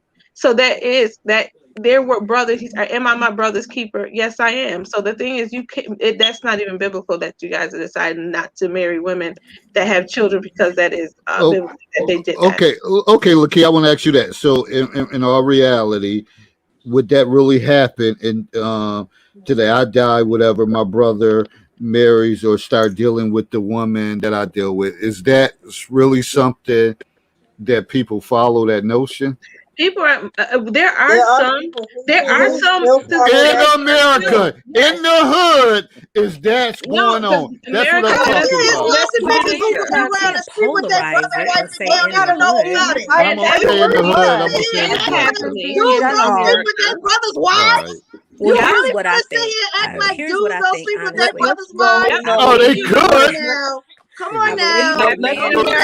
So what y'all did is take it to make it work towards y'all. Y'all made it work right there. Y'all made it work for you right there. Y'all made it work right. I'm about to wrap up something. We getting off this. Let's not do that. I'm wrapping up the top 10. I'm done. Let's explain the reasoning behind that. Let me explain to you the reasoning behind that. The simple fact was, back then women could not inherit land. So the brother had to marry the wife so that the land did not become a wasteland. I said, does that happen in this day and age? Financial reason for it. There was a financial reason. No, Dave, it does not happen in this. That's all I. That's all. That's all I wanted to ask. That's all I was asking. That's all I was asking. You know what does happen in this day and age, because we're built in God's image. Quite honestly, God is like the most heinous baby daddy ever. Like the most heinous baby daddy ever. If we're gonna, I love God, don't get me wrong, but I know him. That's why I can love him. I love him unconditionally. He's the worst baby daddy ever. If we want to listen, if we want to take stock in what he did to his baby mama. There was another man taking care of Jesus. Joseph was a stepdaddy. So, hello, Mary was a child between the ages of 12 and 14. The only age between 12 and 14 is 13. God didn't necessarily ask her if she wanted to be his baby mama. She just woke up. If your 13-year-old came out your bedroom tomorrow, pregnant, and told you that a man came to her and told her that she was going to have his baby, who would you call first? So when we have to look at, we can't sugarcoat any of it. Like I said, I love the Lord. He is my father. I know what my father's capable of. It's why rapists and murderers can go to heaven, because God's not a hypocrite. So if we're going to bring that in, we got to bring it all in. Now, as far as brothers marrying their wife, no, he won't marry her, but he will damn sure screw her. He is screw her now. He will damn sure screw her. So no, all of that stuff is relative. What I will say is what I always say is that you have to decide who you want to be, and then you just got to be that, whether it's hard or whether it's not. I know too many people that don't mind when they meet the right woman taking on anything that she has on. I know too many women that when they meet the right man, they don't mind taking on anything that they have. We all also know the flip side of that. So all of the judgments and all of that stuff that's coming out, that, like I said, just to live in that negativity, and there's always going to be something to judge somebody on. Right now, I could change my hair color and a dude could be like, well, I don't want no girl that wear a wig. I don't want this. I don't want that. Nigga, keep it moving. Because maybe I don't want a fat dude. Maybe I don't want a dude that doesn't want a girl that wears wigs, because I wear wigs. We're judged on everything. The reason, and when I asked Dave before, I wasn't being facetious. I was saying, when you said that it seemed like this conversation took a turn because in the beginning, that's not what it was about. I asked you, when do you feel like it took that turn? There was a very specific moment when it took. Of course, I never got a chance to answer that. And a lot of times, it's a question that's directed toward a person. They never get a chance to answer it directly. Dietrich Muhammad said God didn't have no baby. So if you don't believe in God, that's cool. But as far as what we were taught, his only begotten son was Jesus. So he did have a baby. So let's move on from that statement. Don't you want to go down that alley with that conversation? Hold on, David. We're talking about people who believe. We're talking about people who believe. You didn't need to come in on that. What I said, I was very specific. I'm gonna come on. I'm just saying. Believe in God. But that's why exactly I don't what happened. want to So clearly, Dietrich Muhammad doesn't believe in God. Because we have people such as Dietrich who is biblically versed. That's why I want to avoid it. Some people want to avoid politics, so we don't do that. Talk about the different verses of it. So it's just one of those things. I covered that though. For him, God didn't have any children. Cool, got you. Don't assume that people are not biblically versed, because they are. So if you choose not to bring it in, you absolutely have that right. But for those who do bring it in, they absolutely have that right. Because if I started speaking on it, nobody can tell me anything, because that's just what it is. I was muted. Freedom of speech. That's what I was saying. Anyways, we got a winner to shake up. Yeah, freedom of speech ain't so free. Watch that. Yes, it is. Don't let nobody tell you freedom of speech. It's comical and you get called a monkey ass. I'm telling you. You have every right to have freedom of your speech. Fucking words, and I say it's comical because I thought the shit was hilarious and absolutely pointless, and I'm a monkey ass because I think the shit is comical. And then you try to throw me under the bus and make it seem like I'm insensitive because you talking about people dying in the street when that wasn't even prefaced in your motherfucking question. I just love how people flip shit around to make themselves look good. Just flip the narrative around. That motherfucker should have had a job as a journalist working in the fucking White House with Trump. Listen. Okay, do your drawing, David. Probably voted for Trump. Do your drawing, David. Yeah, I already did the drawing, and the winner is Raheem Gaines. He won the $25 stimulus package. I knew it was me. I wasn't getting excited this time. Raheem won. I'm gonna inbox him whatever he won for the top 10. Congratulations, Raheem. One of the top 10 participants in the Counselor's Corner. The month of April. I ain't hate. Congratulations, Mr. Gaines. I have words for him now. I have words for Raheem. Closing comments. I mean, people. I'm gonna start off first before I ain't gonna even be. We gonna always hit. It's gonna be like this, and it's gonna be some uncomfortable times. I don't know where any of us thought that when you're trying to come up with solutions, that it's gonna be, oh yeah, and you're gonna have a powwow, and everybody's gonna be content with outcomes of conversations. I don't know where that happens at. It typically doesn't At my happen. house. So y'all could come here next time. I got some solutions for your ass. So everything is perfect in your house. The No one said it conversation. was perfect. If it was perfect, we wouldn't need to have solutions, Dave. I said that you could find solutions at my house. That's what I said. Okay. Anyways, all right. So, so anyways, you're gonna have some back and forth. You're gonna have some. And how it turned with word association. It was comical. I mean, it could have been asked, "What's comical about it?" And I think that was asked, and Didn't then give me a next, chance to explain what I meant by comical. I said later on in this discussion, I thought it was comical that we are having a conversation about word association when it's very well known how people feel about a lot of these terms, because we've had these conversations more than once. Can we get to solving the solutions? Can we get to working on solutions to the problem? Why are we still going around in circles talking about all the different players in the community? How about we talk about how each person can give to the community to help solve the problem overall that we are having, instead of talking about each individual? so we ask ourselves this: why are some of the same things still reoccurring on a bigger level? When I said this is just a microcosm of what's going on. You know, you have people. If we go back to the George Floyd thing, you come with a verdict, and then people been getting killed after that. Like, this stuff don't change. It doesn't change. That's why these conversations need to be had. And I'm not blaming on those single mothers and all. It's a community thing. It's a family thing. That's the issue. That's what it is. That's what we can't get past. Once you feel you fit in that demographic, because if y'all said, oh, if the father's around, I'll be damned if my emotions arise behind the word fathers or whatever the case is, or the father's not in the home. That's not gonna move me like that. I only have to look at myself. I have to look at myself and say, hey, either I could do a better job or whatever, but I'm not gonna get emotional over it.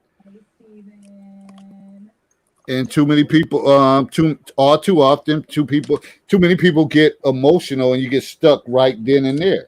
That's why, like I said, even in education, we have these conversations. They're not real. It's watered down. Because if people really came what they had to come with, shit, we wouldn't even be co-workers no more if people said what they wanted to say. So a lot of the times the stuff is scripted and it's not real. I don't think too many times we have real conversations, and we can move forward on real conversations. That's my word. So y'all can go. Whoever want to go next, they can go next. You know my old standby. Growth and understanding occurs in the gray area. Godspeed. See you next time. Godspeed.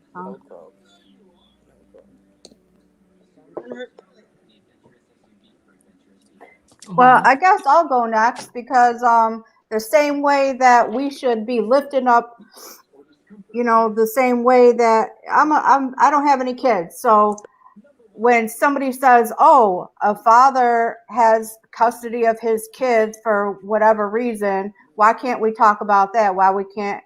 I mean, everybody thinks that dad's a superhero because he got custody of his kids, while the single mother gets downplayed. So I don't think that's fair, and it's a negative connotation, and there's where the disconnect is. And you can roll your eyes, be mad, whatever. I don't have any kids, so maybe I feel a certain way about single fathers that have kids. But anyhow, so that's all I got to say. To give respect, give respect. That's always been number one in my family. The words nigga and monkey, those are fighting words in my family. Those are just words we just never use. We were brought up better than that. My mother told us you treat people the way you want to be treated. And that's the same way I installed it in my children. But I'm also like a mama bear. Come at one of my cubs and see how I come out. You know what I'm saying? You don't mess with nobody's kids. I don't care if my kids are 99. If I'm still alive, that's my child. And anybody come for them, I'm coming for them. And I'm just that damn serious about it. But you got to watch what you say to some people. Don't hurt to be. And this thing about men have more options than women. Let me tell you, I was a mother of 6 on my second marriage. I was a mother of 6. So it's just think this man got goody. I guess I got goody too. Because I still wind up finding me a man that took in me and my 6 children. He had children of his own at the same time. But you don't go better. And together we made one more.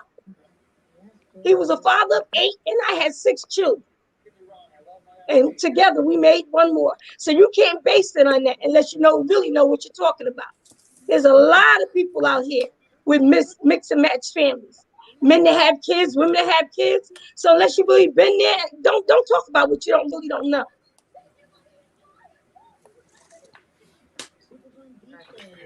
Who's next? I can go next. That's fine. So here's the thing. And, everybody knows what I usually say.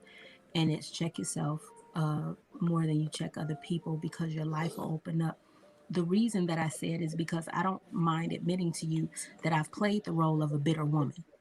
I've played a lot of roles. I'm 49 years old. I've played a whole lot of roles. And a lot of times in life, we have to put on a lot of hats and play a lot of roles in order to know, in order to find ourselves out. What I found for me is that getting upset about what other people are doing, placing blame and all of that stuff, it stunted my growth. Because if all I can do is look at you and tell you what's wrong with you, okay, well, I ain't checking myself. And if I'm the one that has to go through this life, then it's just going to be me. So that's where the saying comes from. I do a lot of checking myself. And it has opened my life up because once you drop that bitterness and once you drop that blame and you just start looking at you and seeing what it is that you can do to change whatever the circumstance it is that you're complaining about, you'll get a lot better results. You're not going to get any good results trying to look and tell somebody else what they need to do. You need to be able to do your shadow work. You need to be able to tell yourself the truth. You need to be able to check yourself more than you check others. Now I'm going to add in the end of that. Once I come up clean in my check, and I'm extremely hard on myself. The girls can tell you, I cry about different things that I probably shouldn't cry about because of my upbringing, wondering if I'm a good person. I'm always fighting and battling if I'm a good person because that's what I want to exude to the world. I have these granddaughters that I have to prepare for this world. I cannot prepare them for the perfect world or the utopia that we wish it was. I have to prepare them for this one. And I cannot tell them anything that I'm not willing to take on myself. So, and that's just so you guys know where that statement comes from for me. It's not some shit that I pulled out my ass. It's not some shit I found in a fucking fortune cookie. It's what has helped me elevate myself from an immature woman, because I've played that role. It helped me elevate myself from a bitter woman because I've played that role. It helped me elevate myself from an arrogant woman because I've played that role. And it's helped me to be who I am right now, which is a person that really only wants to spread love and understanding to other people. The truth isn't always pretty, so the best I could do is be pretty when I give it to you. That's what I'm going. That's the responsibility in that one that I'm going to take. Because sometimes you need to hear the hard truths. Just like women need to hear the hard truths, so do men. And just like men want women to be open to their hard truths, men need to be open to women's hard truths. You need to be able to look at yourself in that mirror and say, okay, well, yeah, that was fucked up. If you can't, then for me, I can't value your opinion. If you don't have the ability to check yourself before you try to come for me, I can't really value your opinion. And that's shown by just how you carry yourself. And also, fair exchange is no robbery. So stop being thieves out in this motherfucker. So, yeah. That's what I got. All right. Who's next? So I usually say, to thine own self be true. But on tonight, I'm gonna add, own your own truth. Stop lying to yourself about who you are, how you live, and where you're going, what you have, who you think you have. Own your own truth. Be honest with yourself, because that is the first step in healing, helping, owning, and fixing anything. I cannot tell you to check you, to look at yourself, and I don't look at myself first. Let a man examine himself before you examine anyone else. Because as one woman used to say, God rest her soul, if I'm pointing at you like this, how many fingers are pointing back at me? So that's 3 times I need to check me and own my truth before I check you and tell you to own your own truth, because I got to do the work. Be willing to do the work. Otherwise, you continue to live in a very narrow world. And this is a great big globe. The world is bigger than the United States. It's bigger than North America. It's a whole big globe out there. If you cannot relate and fix the things that are here internally, you can't go nowhere else and be a help to anybody. We see all these campaigns every day about stop the hate, stop this, stop that. So many stereotypes, so much propaganda, so much hardness of heart that nobody can overcome their own obstacles. Own your own truth, and then be truthful about that truth. To thine own self be true. At the end of the day, every man and woman, there ain't but 2 absolutes in this world. One is that you're going to be born, and 2 is that you're going to die. But everybody has to give an account for themselves, whether they do it now or they do it later. Everyone has to account for themselves. I cannot tell you how to be a good baby daddy, because guess what I'm not? I'm not a baby daddy, but I am a mother. So own your own truth, and to thine own self be true. Lie to everybody else, but don't lie to yourself, please. Because an ugly lie to yourself looks a lot uglier and more obvious to the world than people think it does. Own your own truth. That's it. That's all. Ain't nothing in the middle. I don't care who's doing the talking. I have rubbed elbows with everybody from homeless people to filthy rich people. I've handled accounts that had 5 million in their checking account. And I did this on a daily basis. I know how they live. Matter of fact, I got a lot of stock tips from a man that made all his money on top. So you don't know who you're dealing with. You don't know what they've been through. But I can guarantee you that one thing is for sure. You are definitely going to have to give an account for yourself. So be true to thine own self. To thine own self, be true. Yeah, if I could take you back, this was gonna be my last word, so you pretty much took the words out of my mouth, which is being true to yourself is being better than being a liar just to impress everyone. That's my last word. Rebecca.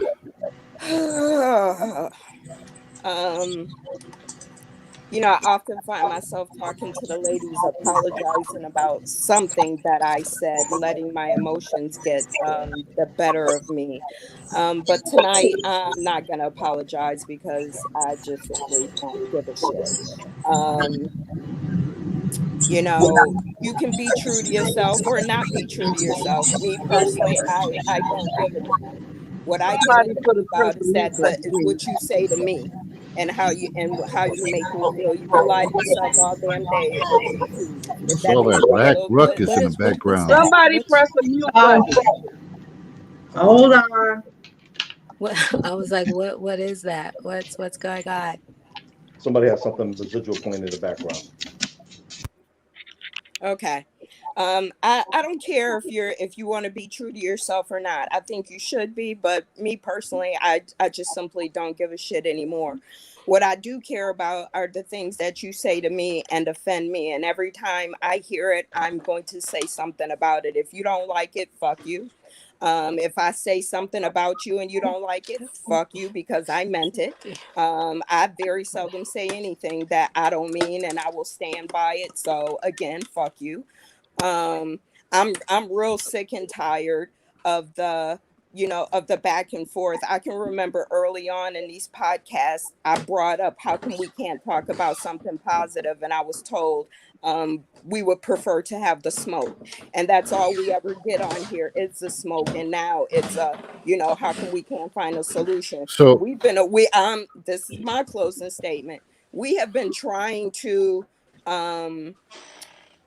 gear the conversation towards something positive, and it never comes out that way because so much has been said about females when the men are outnumbered on the panel that of course it's going to end up this way. It is what it is. Again, don't give a shit. But as far as me, and I can only speak to me, yeah, I don't have a problem telling you that you're an asshole because you are.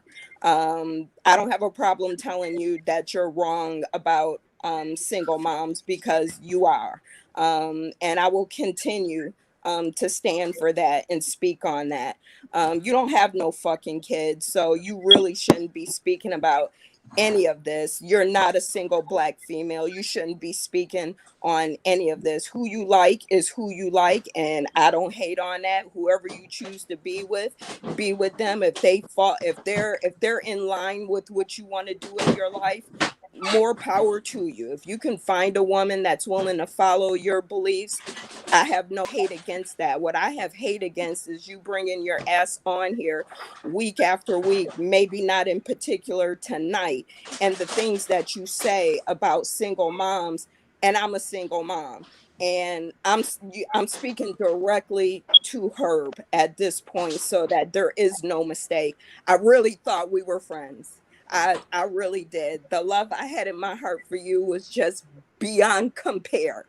And the fact that I have questions about that friendship, listening to you speak about women the way that you do, puts me at pause.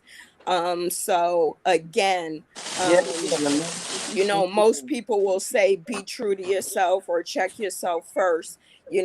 Personally, you can be who you are. I don't even have no hate on that. Be the fuck who you are. I see you waving, and which is why you're an asshole. This is one of the hugest reasons why you're an asshole and you're not liked. And you keep saying that you're not offended by anything, but you must be because you speak on it. But it's all good. I think you're a horrible person. I don't think you offer any value to the community. I think the things that you claim you want to teach people about being a man are so fucking distorted that it's immeasurable. I really do wish this panel luck, and I really hope that this panel turns out to be exactly what you want it to be, Dave. Me personally, I won't be back. I have had it with the negativity here. Nothing good ever comes from being on this panel. I always find myself upset when I'm off this panel trying to figure out how we got to this point, because it's supposed to be how we can make things better or finding a solution, but it never turns out that way. It never ever turns out that way. And I will stand firm about, keep your ass over there because I'm doing good over here. So. And I'm going to say this to close it out. I've been doing this for in different platforms, about 6 or 7 years. And like I said on one episode, if nobody ever came back, the show will still go on. That. And the thing is, I have said multiple times, send me topics that y'all want. Send me topics y'all want. I shouldn't have to be responsible for the topics for the week. On Thursdays, I pull stuff out of my book. But you said you didn't want anything Oh my positive. God! It's your platform. Never mind. You said you didn't want anything positive, so Did I say that, or do I always say send me some topics or subjects? Because if I want smoke, we could create smoke out of you every said conversation. you didn't want We're not. stuff We to gossip about. yeah. We That's know. what you We said. know. No, I never said nothing to gossip Yeah, about. you did. I'll I find said it. gossip. I said Find it gossip. and I'll send it to Gossip. you because yes, you did. Gossip. I Yes. used the word gossip. Yes. I'll find But it I and I'll gave send you it a to you, but it's topic. okay. I I don't want you to gave think that I'm you a mad at you topic on the because I'm not broadcast mad at day. you. You do what you want to do at your platform. What I'm saying is that after a while it just gets tiresome to hear the same old shit every single time, especially being a female. If we were on here really talking about, bad single moms, like she said, or bad single dads, or just bad people in general, and what can we do to help these people be better, I would be all for that conversation. But when you keep coming back with statistic after statistic about how our children aren't going to be worth anything, we're not worth anything, after a while it becomes tiresome, and I don't understand how he can't see how that's detrimental. But I digress because that's his opinion, and I have to let that be what it is. But my opinions are mine too. And for as long as I was on this panel, anytime he has something negative to say, I'm going to make sure that I have a response to that, whether it is respectful or not. And So if he again, wanted to know why I wasn't checked on that, that's the answer why, because it was true. Very quickly, I'm looking at that David, comment that's posted up right now. Says most Black people who don't have children grow up in single parent homes. They have every right to speak on single parenthood. They don't have the right to speak on single parenthood. They have the right to speak on their experience as a child in a single parent home. And most of us know that our perception as children is supposed to mature as we get older. So you're right, Raheem. They have the absolute right to speak about their experience in their home with their raggedy ass mama or their raggedy ass daddy, whoever it is that raised them, or their great mama or their great daddy. You have the right to speak about your experience. You do not, however, have the right to lump a mass of people in with your negative connotations and how you feel about people. We don't do that. And that's, to me, that's how you progress. That you understand that the nasty things that you've experienced. Because here's the thing, I was raised in a single parent family home, but I'm not. And we all know we all know my story, but I'm not still here bashing people. I'm not bashing people. You don't have a right to bash people. You can. It's not cool, But hey, we live in a society where let's just. I have something to say, so I'm gonna say it. For me and for everybody, for the other ladies on this panel, what we try to do is balance out any negative with positive. Period. That's all it is. You have an absolute right to speak on your experience. You are correct, darling. But you don't have the right to speak on parenthood if you're not a parent. You have a right to tell us how your parent did it. You have a right to tell us how your parent didn't do it. You have a right to tell us how you would do it if you ever became a parent. But you cannot lump all parents in with what your mother or your father did. It would be grossly unfair of me to lump every mother in with what my mother did to me. Can you imagine how toxic that would be? If I just looked at every mother and said, well, because my mother beat me, because my mother allowed somebody to rape and molest me, because my mother allowed this to happen, that's what all mothers must do. That's ridiculous. That's ridiculous. You have a right to speak on your experience. And we'd love to hear about your experience, but you also have the right to acknowledge that that was your mama that did that, or that was your daddy that did that. Not everybody else. I'm sorry. I just had to put that up there since they put it up on the screen. And just for the record, don't make any assumptions, because I had mother and father in the home. So what you think things look like and what you think things are may not be. But David, I gave you a topic literally on the show and said to you, do I need to inbox you this topic? You said What was the no. topic? That What was the topic still topic? has not been. See, What that's was the the point. topic? That's the What was the point. topic? That's the point right there. I took notes What was the on it. topic? What was Hold the on, topic? David. She wanted to discuss boys who have a mother issue. The problem with that is That this. is not what I wanted to discuss. That is not even what I put out there. You wasn't even Okay, so what on the was the damn topic? thing when I told him that you had already left. See, this is what always amuses me. When I click off the live stream, I'm still You listening. wasn't not on their live stream or not. When I issued that topic, your face was not on the screen. So you can't tell him what I said. I can tell him what I said. And I asked you, what's I the topic? What was the topic? I told you. I said, you know what, Dave? I would love to have a conversation about toxic masculinity. We still have not addressed that topic. Really? I asked you on that show, wait a minute. I said, do I need to inbox you? You said no, you picked up papers and you told me you took notes. And we still haven't addressed that topic. Because I think that would bring a lot of understanding and it would probably bring some healing. Done. Done. Right here. Done. I'm about to put it down now. Don't show me them papers this time. You showed me them papers last time. I ain't show you the papers last time. Brolic T, you don't want this. You don't want this. You and Mama T don't want this. So chill. So chill. Chill. You don't want this. Chill. I ain't going nowhere. You don't want this. I said it's done. It's done. You It's showed done. your folder. You was like, I take this is what I do. I take notes. I take notes. Look here. Fall back. Fall Don't back. tell the kid fall back. That's what you do. Anita, You I'm say, gonna give you a "I'm her organized." word. Be quiet. I'm gonna give you a her word. Be quiet. Be quiet.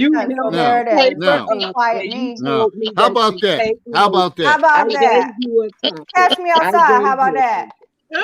Oh, wow. After about 3 months, you gave one topic. Strange. Big deal. Oh, you doing I don't something. care if I gave 10 topics. The point of the matter is I Strange. gave you a And we didn't cover I gave some of that in certain layers. It might have been Come the on, David. emphasis. Come on. Yeah, come I on. No, just for real. said on your own Good night, truth. everybody. On your Hold on. own You know what? truth. We can make that real. We can make that real easy. Why don't you lead Thursday show with it? Hey, Herb, ain't nobody talking to you. I'm talking to David. Okay, now I'm gonna piggyback up. Why don't wasn't you even lead it there on when I made Thursday? the comment. Since I I don't have neglected to your give thing, listen, let me tell you one exactly. thing. Let me tell you I one will thing. set it up that you don't- lead the and nobody conversation. else. I will set Let it up me that fix you lead it the then. conversation. Oh, okay. I'll take that. Let me I'll help take you it. with that. I Okay, don't have to okay. issue a topic on any day. Y'all the You host just on put a Thursday. call out. Y'all the host You on just put Thursday. a call out for topics. Yeah. You just put a call out for topic. I gave you one. Introduce it on a Monday. Don't ask me to come on another day because it's on a Monday platform that you're speaking about Okay, topics. well, it could be a This Monday. ain't It could be a Thursday, Monday. This Monday. It could be a Monday. It could be a Monday. So y'all gonna lead the conversation on Monday. Do y'all see this corned beef Oh sandwich? no! I was So very, now very you pissed want us off to? when I couldn't Now you find can't this even in take part in the Virginia. conversation. Oh, I'm gonna corned beef very well sandwich, be there. I'm gonna very well be there, I but just y'all had gonna roast be the beef host sandwich. of it. Y'all gonna be the host of it. You said How about that? You just Oh, I'll tell you the what you lights do. is bright. I'll tell The you- lights is bright. I'll tell you do what that. you do. Don't even worry about it because you take part in every other conversation. So now Did when I not issue say? I that, said you said can that you're lead, not and I gonna still will take be a part in of it. So You don't can. even worry about it. Don't Yeah. even don't worry about it. You selling tickets. You selling tickets right now. You selling Say whatever tickets. you want to say because Yeah, I'm I way can too say what I young want to be, say. You great selling at tickets. anything, but I way will too be a young. part of it. Suresh agreed. Y'all can host it, and we'll come on. On your own truth, my dude. Yeah, all right. So who's going to assist with her? Well, we already know she sold You are. tickets. So Soraya, who's going to help Soraya with this subject? Male So the first thing is, toxicity. let's talk about Saraya doesn't necessarily need help, but I understood what you were saying. Yeah. Hey, it's open because if everybody's going to be here, then hosting is not going to be a problem because you're already going to be here, right? I'm You're gonna be already there. going to be here. Yeah. So yeah. But So are y'all picking the topic? Who's picking the topic? Do I need to pick the topic? Who's picking the topic? Tiff, we gotta talk about David. You picking the topic? Is Who's picking the toxic topic? masculinity. Yeah, and I want Scorpio T, and you gotta to start it off, and we'll come in. Yeah. Suddenly, this is another example of why. Stop, Scorpio T. Just stop. I'm done with that. Stop. It's cool. I'm just pointing out the obvious. I gave you the bright light. I gave you the platform. Now you're making excuses. You making excuses. Brolic T, do you want to help? You want to help? Captain Obvious. If I start hosting, it won't be on this platform. Let's make sense. Let's make it make sense. I'm going to check out on the topic so we can have it. Never mind. You're done. So just You're done. On truth tonight. You're done. Be true. That's all. You're done. You're done. That's all. You're done. When I get done, I'm done. Yeah, you're done. You're done now. You're done. Anyways, I'm just saying, you've already made your intentions known. So this is yet another topic that it might as well be another emoji topic. Because we touch on this stuff. It's not all about females. We talk about males too, all the time. All these situations intertwine. They intertwine. Okay, I know it's to be true. I know it to be true. I know it to be true. Challenge. No, you don't. But okay. So, Saray, any of your crew, are y'all gonna be the ones? And we'll sit back and we'll commentate. Ain't you part of my crew? Ain't you gonna be there? I'm part all day long. I'm gonna be there. Okay, so then everybody's gonna be there. So what do we need to know? Who else is gonna? All we need to know is I want y'all to take the forefront and give y'all opinions, and then me and Herb will come in with ours. Mofo got it. You by yourself? You dolo? dolo? We doing this? Monday. She ain't dolo. She just said we all gonna be there. So she ain't gonna be alone. It's different. It's different. Usually when I start off, Herb, come on. I said, is any of y'all gonna piggyback off of her thing? They're gonna join into the discussion. Never mind. I got 200 kids tomorrow. Never mind. That's what I'm gonna go. Never mind. I'm done. Never mind. Nothing else to be said.